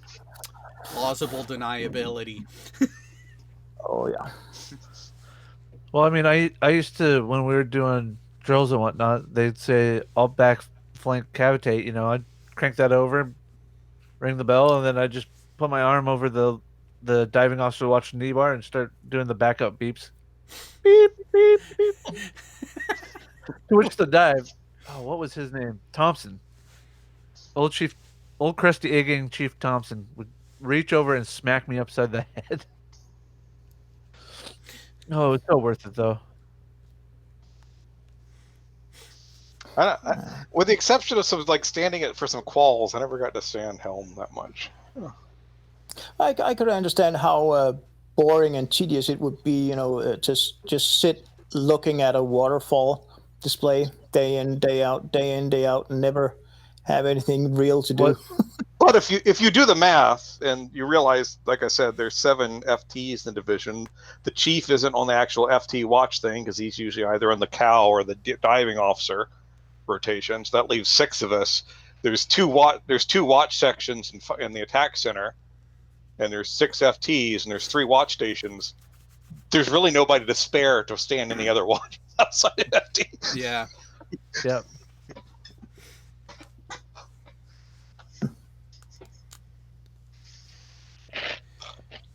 In fact, I remember when I was first getting there and qualifying, I was rotating over to cranking. My chief always hated it because he got pulled back into fire control whenever I was cranking. So, Surprised you didn't put a stop to that right away. well, he can't. Like I said, they get pretty. Like we were, it didn't matter. Nukes were cranking on our boat, so Well, what's funny nobody is- got out of cranking. What's funny Nobody. is we had a Here. radio man. We had a radio man that actually cranked most of our first 2 underways because his clearance had never come through, so he was still on his Oh. temporary secret. So he couldn't be in radio at all once we went underway. I also was that up. doesn't make My sense. first patrol was also on a temporary secret as well, so I couldn't be in nav center when we were alert on patrol. So I was either cranking it out on the sticks, and what's funny is he tried to qualify in in the first patrol, which is only 3 months long, and we were in port for about a month and a half before we took over the boat. When But it how? when it came time for his qual board, just before we were pulling in, they told him, "Nah, you got to wait till we get the boat next time." He was How the pissed. how the hell can you be on comms and not have a secret rating or higher? But He have a secret rating. You have a secret. It's a top secret. It's like FTs would get top secret on my boat, but you'd get to the boat, you'd have your secret from school. Yep. But you get to the boat, you might not have your top secret. Luckily, as fire control, I did not need a top secret to stand FTOW, so at least I could do watch qualifications. There might have been situations where I couldn't have done it here and there, but it never happened. But it wasn't an ongoing thing like with radio. You had to have a top secret just to go in the radio shack. I mean, that was exactly. Yeah, and also the temporary rating, that doesn't even make sense to me. No, so you either have it or not. No, so there's the preliminary, and then when you're going for a top secret, they do actual interviews of the people that you list as those who know you. And sometimes that shit can take almost a year. They interviewed people that I forgot I knew. What are you talking about? Exactly. Yeah, the highest level I had was secret, so they went back. They went back to my 6th grade teacher. That's how far back they went for me. They were interviewing people that I was in elementary school classes with. Oh, yeah. See, they didn't. I didn't even remember the people. They didn't go that. They didn't go that far on me because the first name to pop up when they started looking into me was my dad, and my dad was still listed with an active security clearance because he was only retired for a couple years at that point and subject to recall. So they were like, oh, okay, let's see if there are any red flags. Nope. Okay, let's just talk to a couple people. Okay. All good. For you guys, secret clearance, wouldn't that still be only valid for a 1 year tops? No. Secret and top secret are a 7-year with a provisional to recheck at 3 or 4 years. Huh, that's weird. But again, when they're going through the initial bit, look at how far back they go and how deep they go on the majority of people. They actually do a true thorough investigation. The only reason why mine got truncated is 1, I was aviation and not subfleet, and 2, they pulled up my dad's info and were like, well, shit, we're probably not going to find anything. And when they couldn't find anything, they didn't have a reason to dig in deeper. Yeah. Well, I'm just thinking the standard, lengths of what would you call it? How long a classification would last? Just for secret, at least that's since that was the top level I had, that lasts for a year. Oh. It cannot last any longer than that. They would have to go through that thing again. You poor peon with only your secret clearance. Yeah, I didn't need anything else. We had to get a secret clearance. I had to have the secret clearance just to go through A school. Yeah. Yeah, I had to have it too. and I had to have a higher than top secret clearance for. I mean, yeah, for ATA school, you had to be secret eligible, and for certain NECs, for certain specialties, you had to be top eligible. Yeah. The weird part for me though was when I was a conscript in the late 90s, we didn't get any serious clearance levels for the Stinger missiles. Just the lowest above unclassified. That was it. In fact, that I never understood. The only rate I remember that was getting top secret when I was while I was in school still, was they did it with radio men because we still actually had RMs. Yeah, they laxed it to secret for school because they weren't actually handling any actual top secret material or former top secret codes. So they left it at secret when I was in, and then but to be on a ballistic missile submarine, if you had anything to do with GPS or radio, you had to have a TS clearance, or if you were dealing with the missiles, obviously. Well, the But yeah, radio have- was a top secret thing on ours as well, so I don't think that really. we had Yeah. to have the top secret with the SCI addendum to it as well. So that was fun.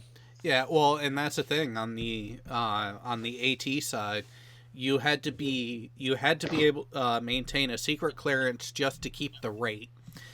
Because of the equipment that was in my shop, you had to be top secret to stay in there because we had GPS systems as well as a few other fun secret squirrel systems in there as well. There are top secret, like, so we had to have a top secret on there, but it was purely because it was actually all of our equipment was secret. Our top secret clicked in with Tomahawk mission data because that was top secret. That's why we needed it. Yeah, no, there were a few systems that are classified as top secret that I worked on that they're really fucking nifty. I could see why they would. Yeah, all our actual hardware was all secret. So. Yeah, except for the memory sticks with the encryption codes, right? I would imagine. Hard copy, Memory not memory sticks. The hell are you talking about memory sticks? I was in the 90s. We didn't have memory sticks. Yeah, okay, fair enough. I was The mission data was on removable hard drive platters. that needed half an hour to spin tapes. down. Or we didn't have mag tape. So no. 5 and Yeah, 1/4 inch. Oh, sorry, 2/3 inch. No, There was still some. There were microfiche. actually some boats still in service at the time, though, that actually had punch tape as a data loading system. Oh, damn! Not Well, magnetic tape, punch tape. Yeah. I recently saw in the news. I can't remember if it was in written or video news, but about can't remember if it was Titan, the American missile bunkers, still using floppy disks. What's the problem? Do they need to upgrade it? If it works flawlessly, there is no need to upgrade it. Yeah, I think they use 5 and 1/4 or 5. I can't remember the format. The old the floppy big disks. ones, yeah. With what is it? 144 kilobytes of storage or something. Just a encryption. Oh, code, right? sweet! There's The actually oldest a picture of this. The oldest computer in our system was we had this old HP 8-bit system from the 70s that we used for calculating sound velocity profiles. So this picture I'm about to show is the console that I was trained on that I never used when I was actually on the boat. This is the SINS system. I don't even remember what it stands for. Ship's Inertial Navigation System, I think is what it was. You have this printout here, but also right over here is a chart graph to tell you how far the SINs are drifting from each other. So that printer, was that a dot matrix printer or? I believe so. Yeah, that would We make actually a had an lot of actual noise, console. Oh, Yeah. Trying to. Oh, those joysticks. Aw. Wait a minute. Is that from Star Trek? Yeah, that one. What the hell? What the fuck is that? It's probably a cruise ship. A couple of that's way too fancy to be U.S. Navy. Uh-huh. I'm thinking it's a radar station or something. Actually, But that looks like the engineering station on a cruise ship. To be honest, In fact, I remember drooling when I was seeing, because they were just starting to come out with early versions of the CCS Mark II system, which eventually kind of morphed into the BYG-1. And I remember seeing the track balls on the consoles there, and I was like, "Ooh, track balls! I would have loved to have track balls." Yeah, just tiddling those balls. Yeah. Mm-hmm. Right. Jeez. All stuff. Oh. Yeah, you try to you try to do the contact tracking on the consoles that I worked on, and you would like trackballs too. Trust me. Oh, I could imagine why. Just use it if you had to use a mouse. Yeah, slide, lift, move, slide, lift, move, slide, lift, move, slide, lift, move. Yeah, that would get tiring. Mouse? like I would this have is loved a launcher. mouse. I believe if I remember correctly, this is launcher because there's the safe right there. I was gonna say his next job looks like it's gonna be an audio engineer. That was what A lot of them 16 do. They do look like mixer boards. Oh, you mean Like launch that control one? systems for Yeah. sub-missiles? Oh, this is just the ballast control panel. No, For no, no, a no, no. boomer. That's a giant. That's the a chief of the giant watch there. Moog. Yep. No, that's a Moog. That's a musical instrument right there. It's called a Yeah. Moog. Look it up. Well, there are a few things that'll let you make tones there. There, see the colors right there, and the yeah, there you go. Was that your active sonar? No, No, that Collision alarm, diving alarm, reactor casualty alarm. Oh, for General alarm. simulating, Yeah. or for making surprise tests of So personnel. that's the U.S. Navy equivalent of the red alert button. pretty much. There's Now- or some should old we sonar call it consoles there. Now, here's a we should really question. call it read alerts Now here's because a that's the origin of it. here's a question though. With all four of them being right there, how many gave into temptation and tried to play a song with them? every mid-watch. All of them. No, every mid-watch import, I would do it. It's funny how like you've got all that space there, but they're diving alarms, those little things, right on that ballast control panel. On ours, like they weren't actually in the ballast control panel thing; they were actually like off in the wall behind them, just Yeah. separate boxes. Don't they have to test those alarms like every watch, though? No, No. Not every watch, but routinely, yes. Routinely test the alarm system to make sure that 3 the days alert a week. goes out. Did it actually hey, fucking Ted, work? does this look familiar to you? Is that a rebreather? That's a EAB. Yeah. Yeah, emergency, not an OAB, but an EAB. Yeah. So not a no-mix balaclava. No, That was what I was thinking.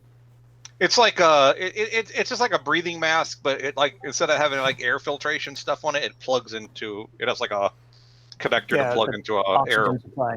Yeah, Yeah. A high pressure air system converts it down to like yeah. Just a regulator on it. Reduction. Now the only people that would usually be in OBAs is the actual firefighters. like your firefighters themselves. Everybody else, you'd be disconnecting, reconnecting, disconnecting, reconnecting. You'd learn where all the manifolds are blindfolded. Yeah, and you would have to hold your breath Ooh. between them. Yeah. SSBNX. Ooh, launch? No. No. No. Comms. Attack center. Huh. That looks like the launch. Like the The VLS? torpedo launch. And the most common rank in the Navy aboard a submarine, the E5. Especially when I was in, since almost everybody was E4s just getting there. Had a whole bunch of E5s. But we didn't have were hardly any E3s. Oh, there's a good flashback. Sequest. What, the DSV? I never finished. No, Sequest. Yeah, Yeah. I never. I don't think I ever watched the whole thing through. I can't remember how far I got, but Season 1 was good. Season 2... Oh, crap. Didn't they cancel it after 2 seasons? Yes. 3, I think. No, it was 2. yeah, I think it's more. I think there's more than 2 seasons, but it's a long time ago since I last watched it. Warehouse 13 was canceled way too early. That's for sure. But that's a different.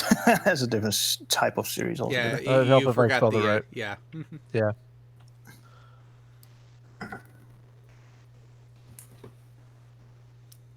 Yeah, because Season 1 was Sequest DSV 57.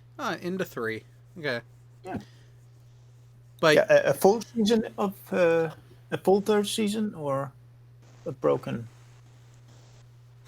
third season. 13. Well- So Well, Jonathan Brandis committed suicide sometime in the middle of the whole thing. during or after?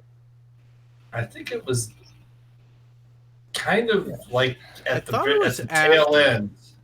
It was at Okay, the I'm not- end, I'm sure. I'm So what not was the good with last names. episode? What was his role? he was just some smart ass kid that knew He a lot of was shit. he was the whiz kid. He was the Wesley Crusher. Yes. But Shut up. but Ray. what?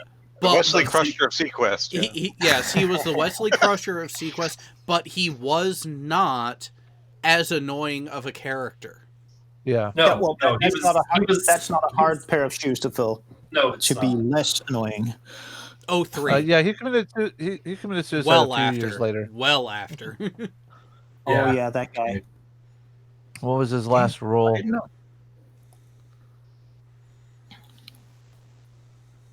Bad Girls from Valley High, apparently.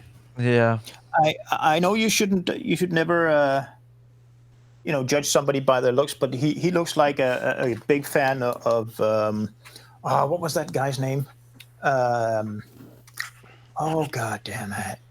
Come on, the guy who committed suicide with a shotgun. Kurt Cobain. Yeah, Kurt Cobain. Yeah, he looks like a fan of that type of his type of music. Well, keep in mind. So scroll up. Why do I not remember? Oh, that's the one he did with Chuck Norris. Yes, I remember that one now. Okay, go ahead and scroll up. So the reason why you say that, because see that picture of him there? That was done in the early 90s when Nirvana was popular. Yep. Yeah.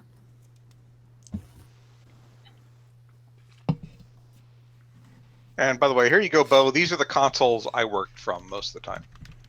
Ooh, CRTs. Yeah. Oh, and they're actually even standing And they're up. ray traced CRTs. They're not scanning Ooh, CRTs. even better. Even better. And after a couple of years, you could,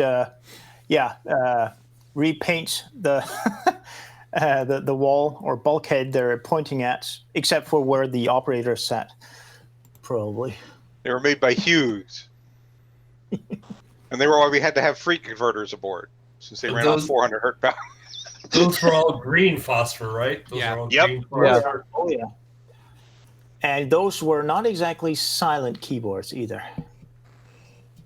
Well, 3 of them don't even have keyboards. There's 3 Mark 1s and 1 Mark 3. That's what you're seeing there. I'm willing to bet those The keys one were with the like keyboard is a Mark the 3. model, the IBM Model M keyboard. Clickety Yeah, the- clackety.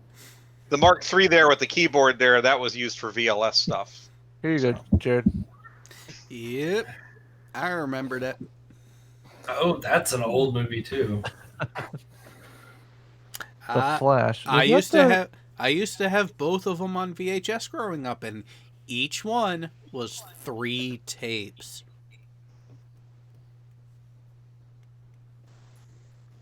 Never Ending Story was Yeah. 3 tapes.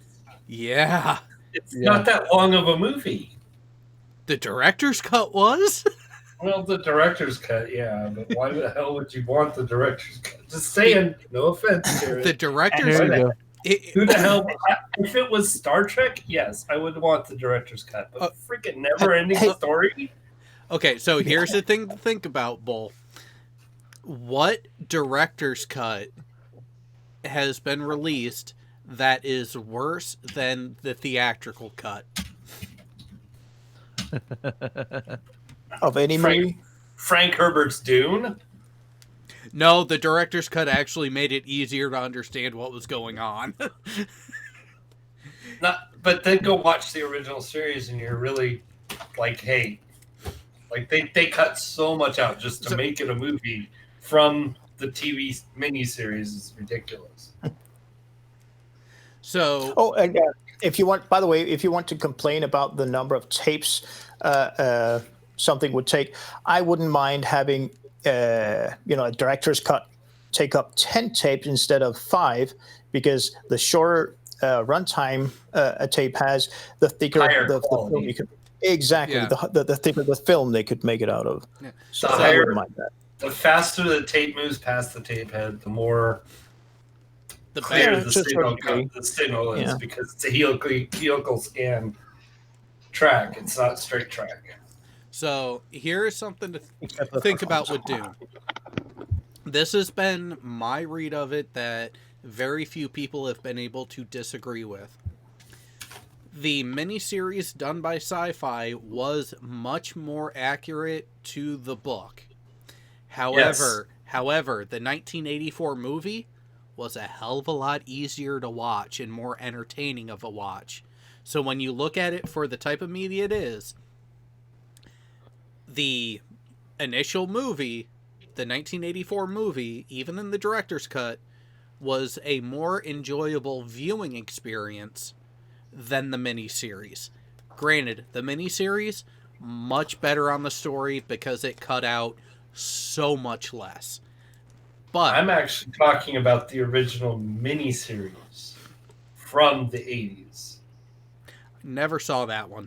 Because that movie, Dune, the old one from the 80s, the 84, you say? Yep. That was actually a miniseries on TV before they actually made it a movie. It was one of the first movies that actually happened that way.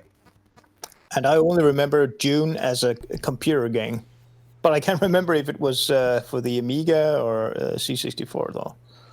I think it was the That Amiga. It's the Amiga. Yeah. Yeah. I remember that now. Because the Well, we're getting a 64, reboot. the 64 didn't have the chutzpah to actually do good graphics. I mean, it was excellent graphics for an 8-bit machine. Well, especially the C64. C, Right. yeah. But not the originals. So. Yeah, It was the this same machine. this is going to Yeah, be well, interesting. the modulator was a lot better on the The C64. The RF modulator Yeah. was better, but the sound chip was worse. Oh, yeah. Oh, yeah. The SID chip on the original, no contest, was the best Way one. better. Way better. Oh, yeah. If this is the cast, I might just go pay to watch it in theater. Again, this one has potential based on the cast alone. But Jason Momoa is playing a bit part. Because Duncan Idaho really didn't do a whole lot in the movie. Yeah, not in the movie and not in the first book. No. However, if this takes off and gets the reception that it should, there's going to be part 2. There's going to be part 3. And guess whose character ends up becoming more and more relevant? Well, considering Duncan gets killed pretty damn early, they must have changed that bit of the story then. Cause No. Oh, you need to read the rest of the books. I've generally heard this one is supposed to be more of a trying to redo bring the book to the movie rather than to redo the first movie. So Yes. Yeah. That's what I've heard too. Yeah, which if they're going pretty much kind of like Lord of the Rings, one book, one movie, maybe a little bit of interplay. I know Duncan was more in the books than he was in. And even then, it wasn't until Children of Dune and then on, because yes, Duncan showed up for a handful of scenes in the first book, but when the attack happened and he was killed, he's gone from the first book at that point.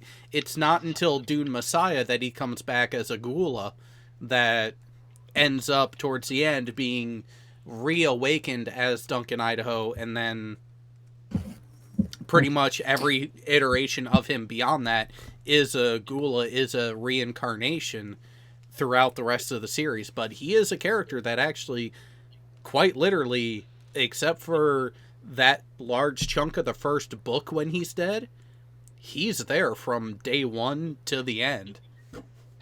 It kind of sounds like there's an additional YouTube live stream series on the horizon there. On the next to Kanar with Lamar. maybe. We Just will taking small different, not one specific television series or miniseries, but different television series or movie series that had a big impact on people. Maybe.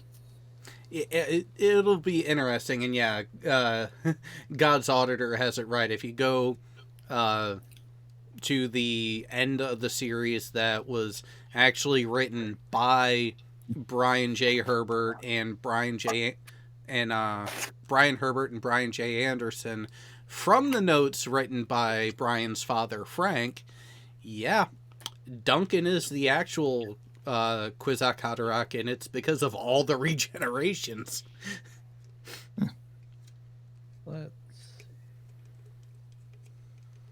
Did you watch the latest Freedom Tunes, Jared? Which one was that? I've watched a couple of them earlier today. Gun control in Venezuela. Ah, yes, that one.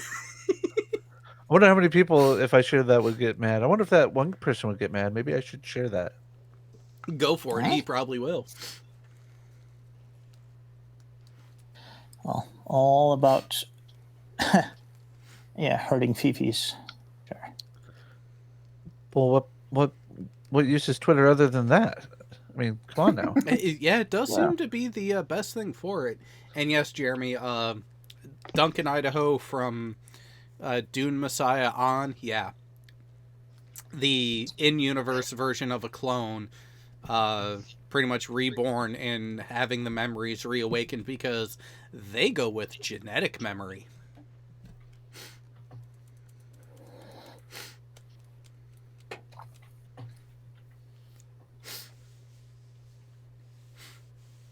But yeah, the way that that series ended in that book is just almost a little too predictable when you really look at things. But at the same time, you kind of see where Frank was hinting towards that through all of his books of there being a greater, more ancient enemy that humanity had to address. So when the Bryans did the prequel, did the House trilogies, it definitely set things up for the first book better. And then when they went into the history of Dune and did the Butler and Jihad and that trilogy, it certainly laid out more of the origins of everything in a way that actually made sense and kept it in tune with everything. Although the switch between the Harkonnens and the Atreides on who was actually seen as the good ones and who were the assholes, that gives quite the shift and actually explains the long-standing blood feud really well.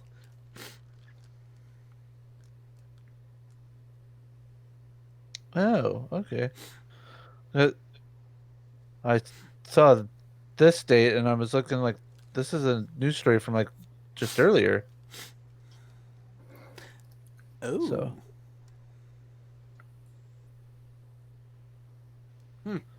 Although he's been out of work for a while, at least. That was a good show that didn't get the respect it should have. Oh, Leon. Murphy Brown. Yeah. Leon said not to shill for him, but Ideas of Ice and Fire here on YouTube has a lot of content about Dune. Yes. And there are times I will start playing videos from his channel and I will just let it play. Oh, we got a fight brewing in the chat now. So, God's Auditor said Brian didn't have the finesse that his father did. Great sci-fi, not great Dune books. And then we ended up with a super chat from Space Comma Comma saying Brian Herbert did it better than Frank. And then God Auditors at Space Comma Comma. That's sacrilege. Now, here is the thing about the writing style between the two. They are similar enough, but this is where I will say Frank had more of a finesse and paid more attention to setting everything up. So Frank's writing started off really slow from a pacing standpoint, but he was laying the groundwork. He was laying all the foundations out there. And once the action picked up and hit the crescendo and then started to tail down at the end of the book, the last half to a third of the books written by Frank flew by. Pacing was impeccable at that point, but that first half to 2/3 was really arduous getting through, but you needed that information. Go to the work of the two Bryans, you still have that slower build up, but they tried to get more action and pacing into it earlier, which is where I think they went wrong.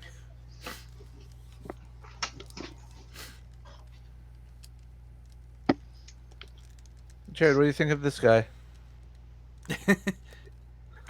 They're actually selling these at sporting goods stores now. Oh, I know. They've been selling them for a little while now. There's a throwback hockey jersey company. I forget the name of, if it was Mitchell Ness or not, but they make those. They also do the Chiefs from Slapshot, and a lot of those fake hockey franchises from movies. They do a lot of those jerseys. Mighty Ducks. No, they're just the Ducks. But it is from the movie The Mighty Ducks. Yeah. Man, it's so long ago since I was a teenager back then. Oh, damn. Is that JM Truth? Might as well be. So, God's Auditor does have a good point. He says, I really just want to see them bring Miles Tegg to the screen. That would be interesting, and it all depends on who they peg to play him and how they fit everything in, and if they even get to that point. And yes, Megan Fox has some horrendous fucking thumbs.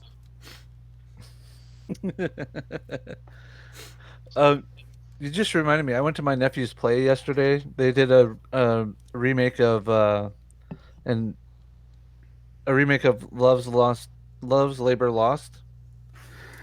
And one of the main actor who plays the king in that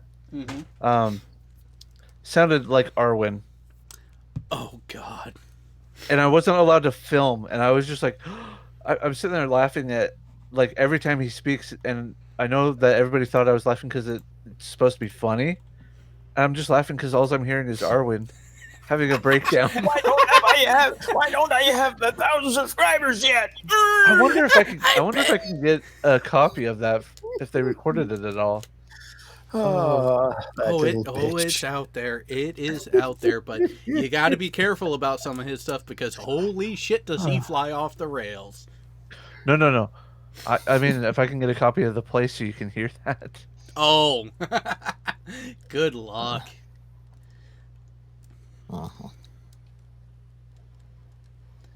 Mike71 asks, who's looking at her thumbs? The people who can't get past her personality. Because yes, she is a raging fucking cunt. Or at least she was in the early to mid 2000s when they did some filming aboard a particular nuclear powered aircraft carrier from the US Navy.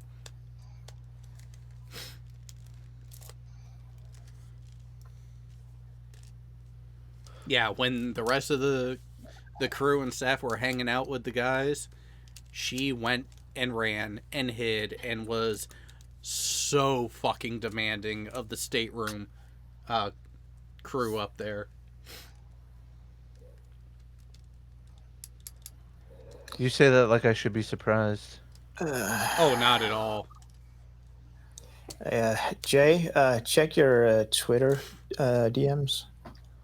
I just found something really stupid. From the ever awesome Doc Savage. No, sorry. My bad, not Doc Savage. Doc Bastard. Oh, God. Yeah. quote, real science, unquote. Fuck I off. don't know. Oh, Real jeez. journalism too. Wait, Yeah. wait. Shelley was working on it. Almost. We got Adele. And this is not parody, by the way. This is actually For a second, not I thought that was Jillian. Oh, Wait, waterfall. wait a minute. Wait a minute. The fuck? Mhm. Oh, wow. Yeah, I said it to you too, Jared, on Twitter DM. I remember coming There's- across it on. There's so much wrong in that picture. I just want to fucking scream. Mm-hmm. Like everything. Yeah, literally everything. You should send this to Mel. Yeah, send that to Science it- Mel. Send it to me. I'll give it to her. It's too late. I've always said it to her. I'm sure she'll love it. Although I do believe she already follows Doc Bastard, and he is well worth it. He is a trauma Doc- surgeon somewhere in the U.S., I think. Doc Bastard. Yeah. Doc I know Savage. she follows Doc Savage, but that's because she Yeah. does a show with him. But still, I believe that's who Bo was referring to. No. Doc Bastard. He is Doc a, Bastard not- is a different person. Yeah. Yeah, Doc Savage is one person, but Doc Bastard on Twitter is a trauma surgeon who loves to,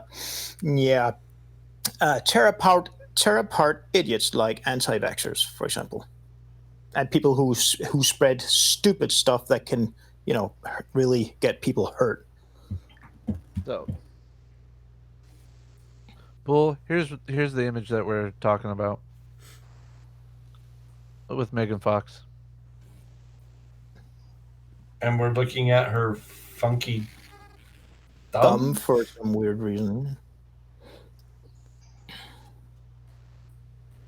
Because why not? because she's got a funky thumb. Nothing else on Twitter to talk about.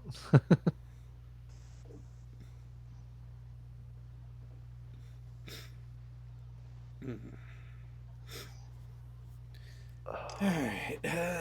Oh. Twitter is such a waste of time. It's fun to laugh at people although on there. So God's Auditor, yeah, there's a reason why I don't really talk about Ross Thatcher on here.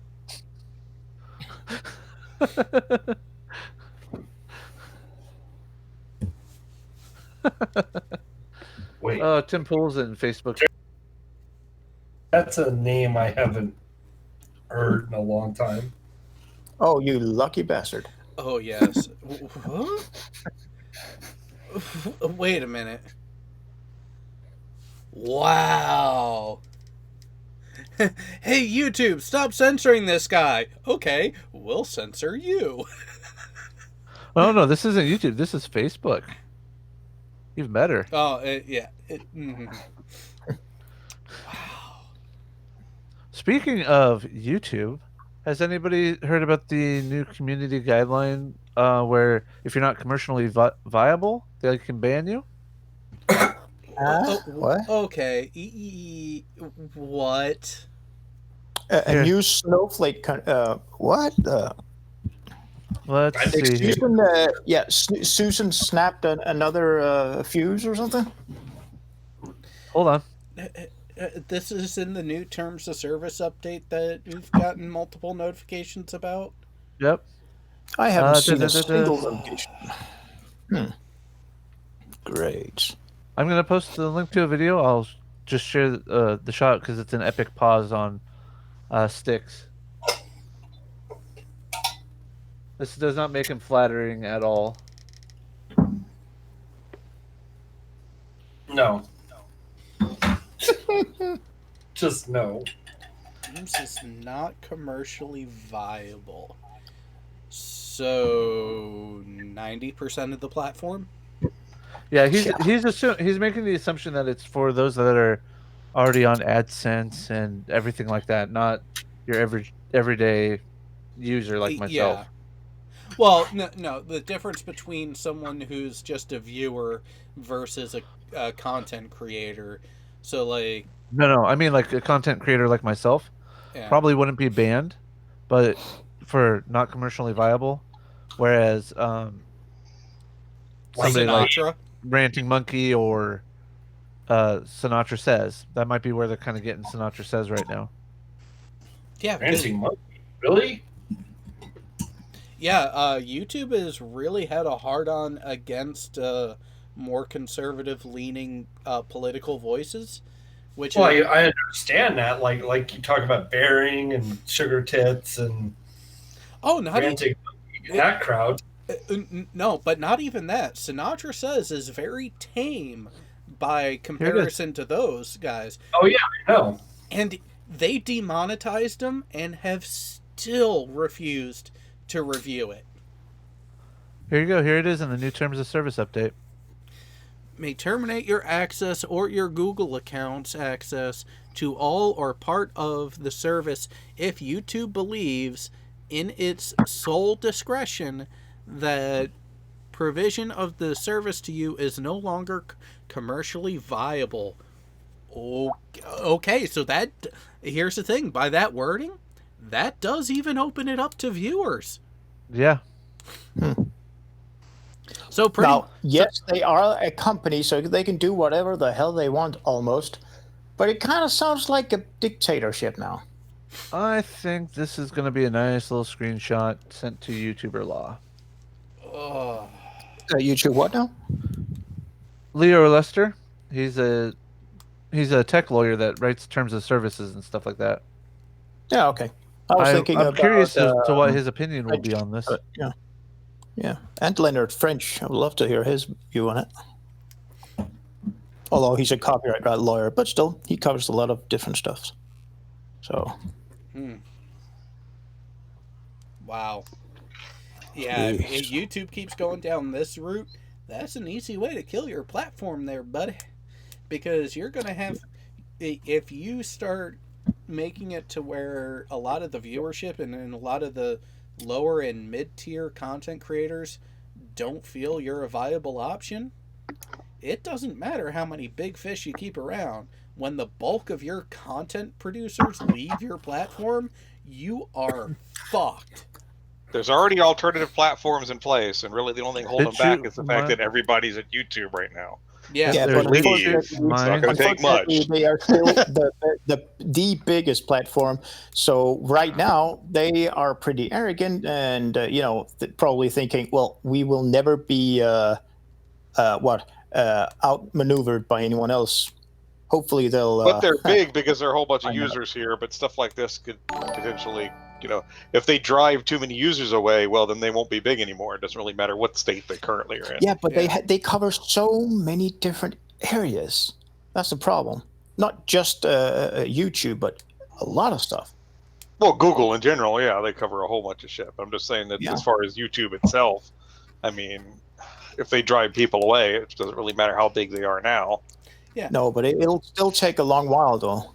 Yeah, it's not going to be something that's going to happen overnight. Video. Well, and here's the thing to think about. A lot of people who are in the smaller crowd types of things, like I am, if I go away and start putting everything onto another platform, I would actually really consider getting rid of the Google Suite, except there's only one thing that would give me reason to consider keeping it, and that's the fact that I don't that I have unlimited space on my Google Drive on the corporate account, not on the personal account. So that's where I'm using their cloud storage like that for all of my offsite backups right now, and I really need it because I have a lot of fucking shit to get off of this computer so I can be happy with the amount of available hard drive space again. Well, just roughly, how much cloud storage do you use right now then on that drive? Almost. I'm almost at actually. In one folder alone, I had over 180 gig. Okay, because the cloud service, also a free one, but you can get more storage, of course, by paying. pCloud gives you 1 terabyte for free. Yeah, I need more than that. If I were to save everything that I want to get off of the computer to the cloud, I need 2+ terabytes. Yeah. But then again, they do provide upgrades with money, and they are actually.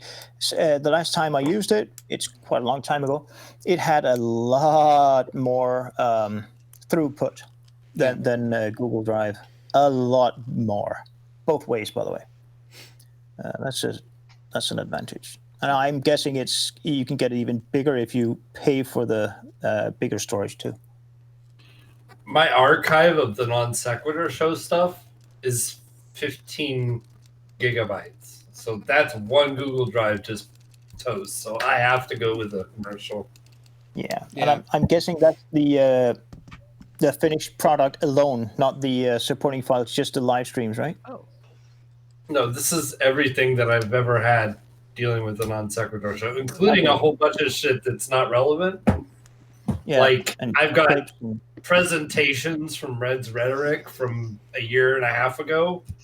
Like, what am I going to do with that? Give it to Reds? He probably doesn't even want it. Yeah. And the infamous egg presentation. Oh, I haven't even looked at that folder yet. I don't even know.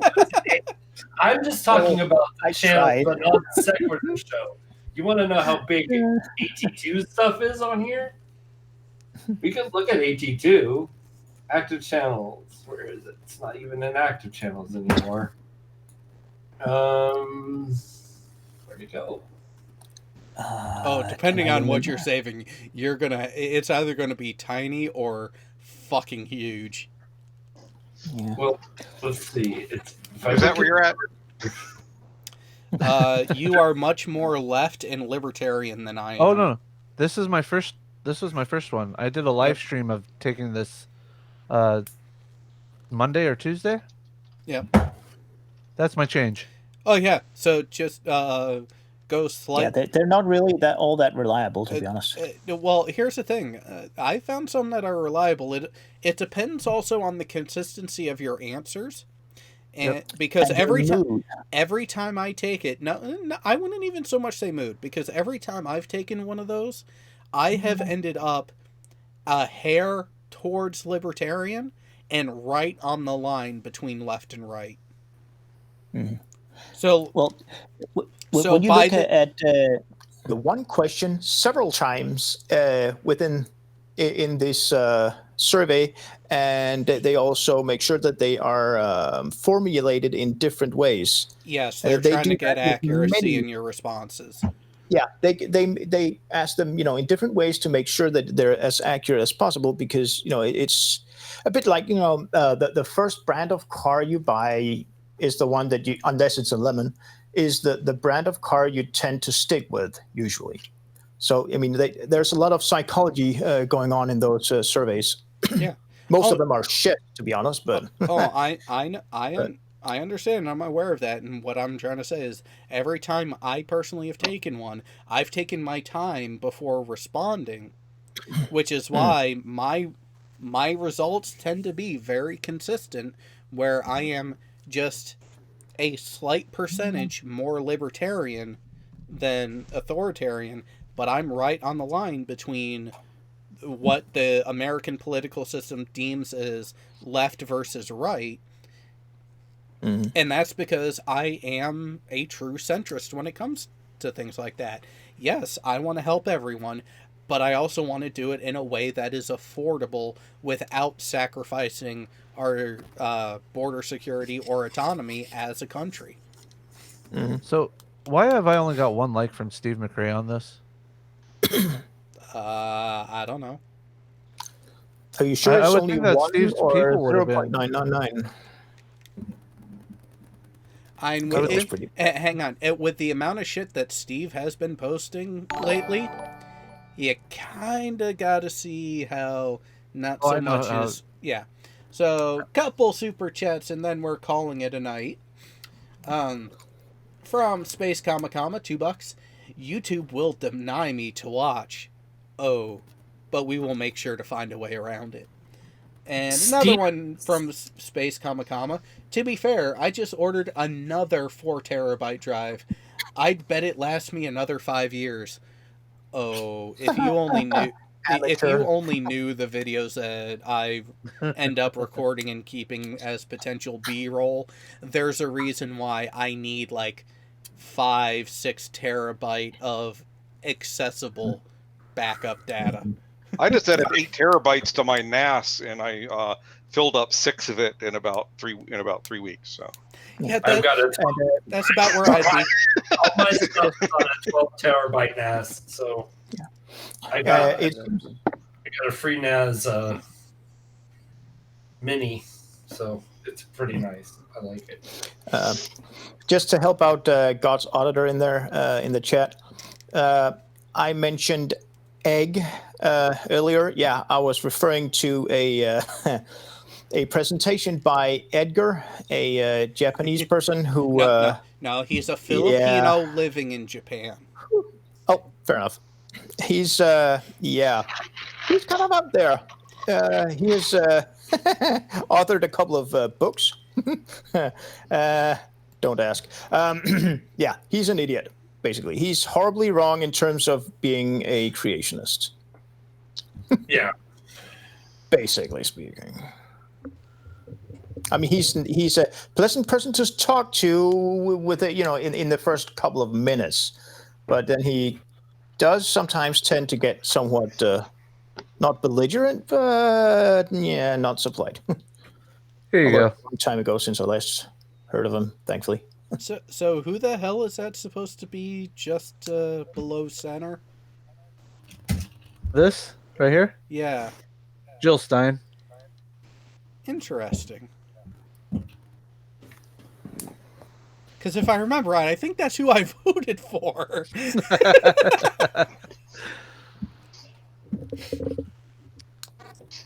I have some problems with some of her vaccine opinions, but most of everything else I agree with her on. So. Yeah, and that's exactly it. It's like the things that I disagreed with her on were essentially trivial, considering everything else.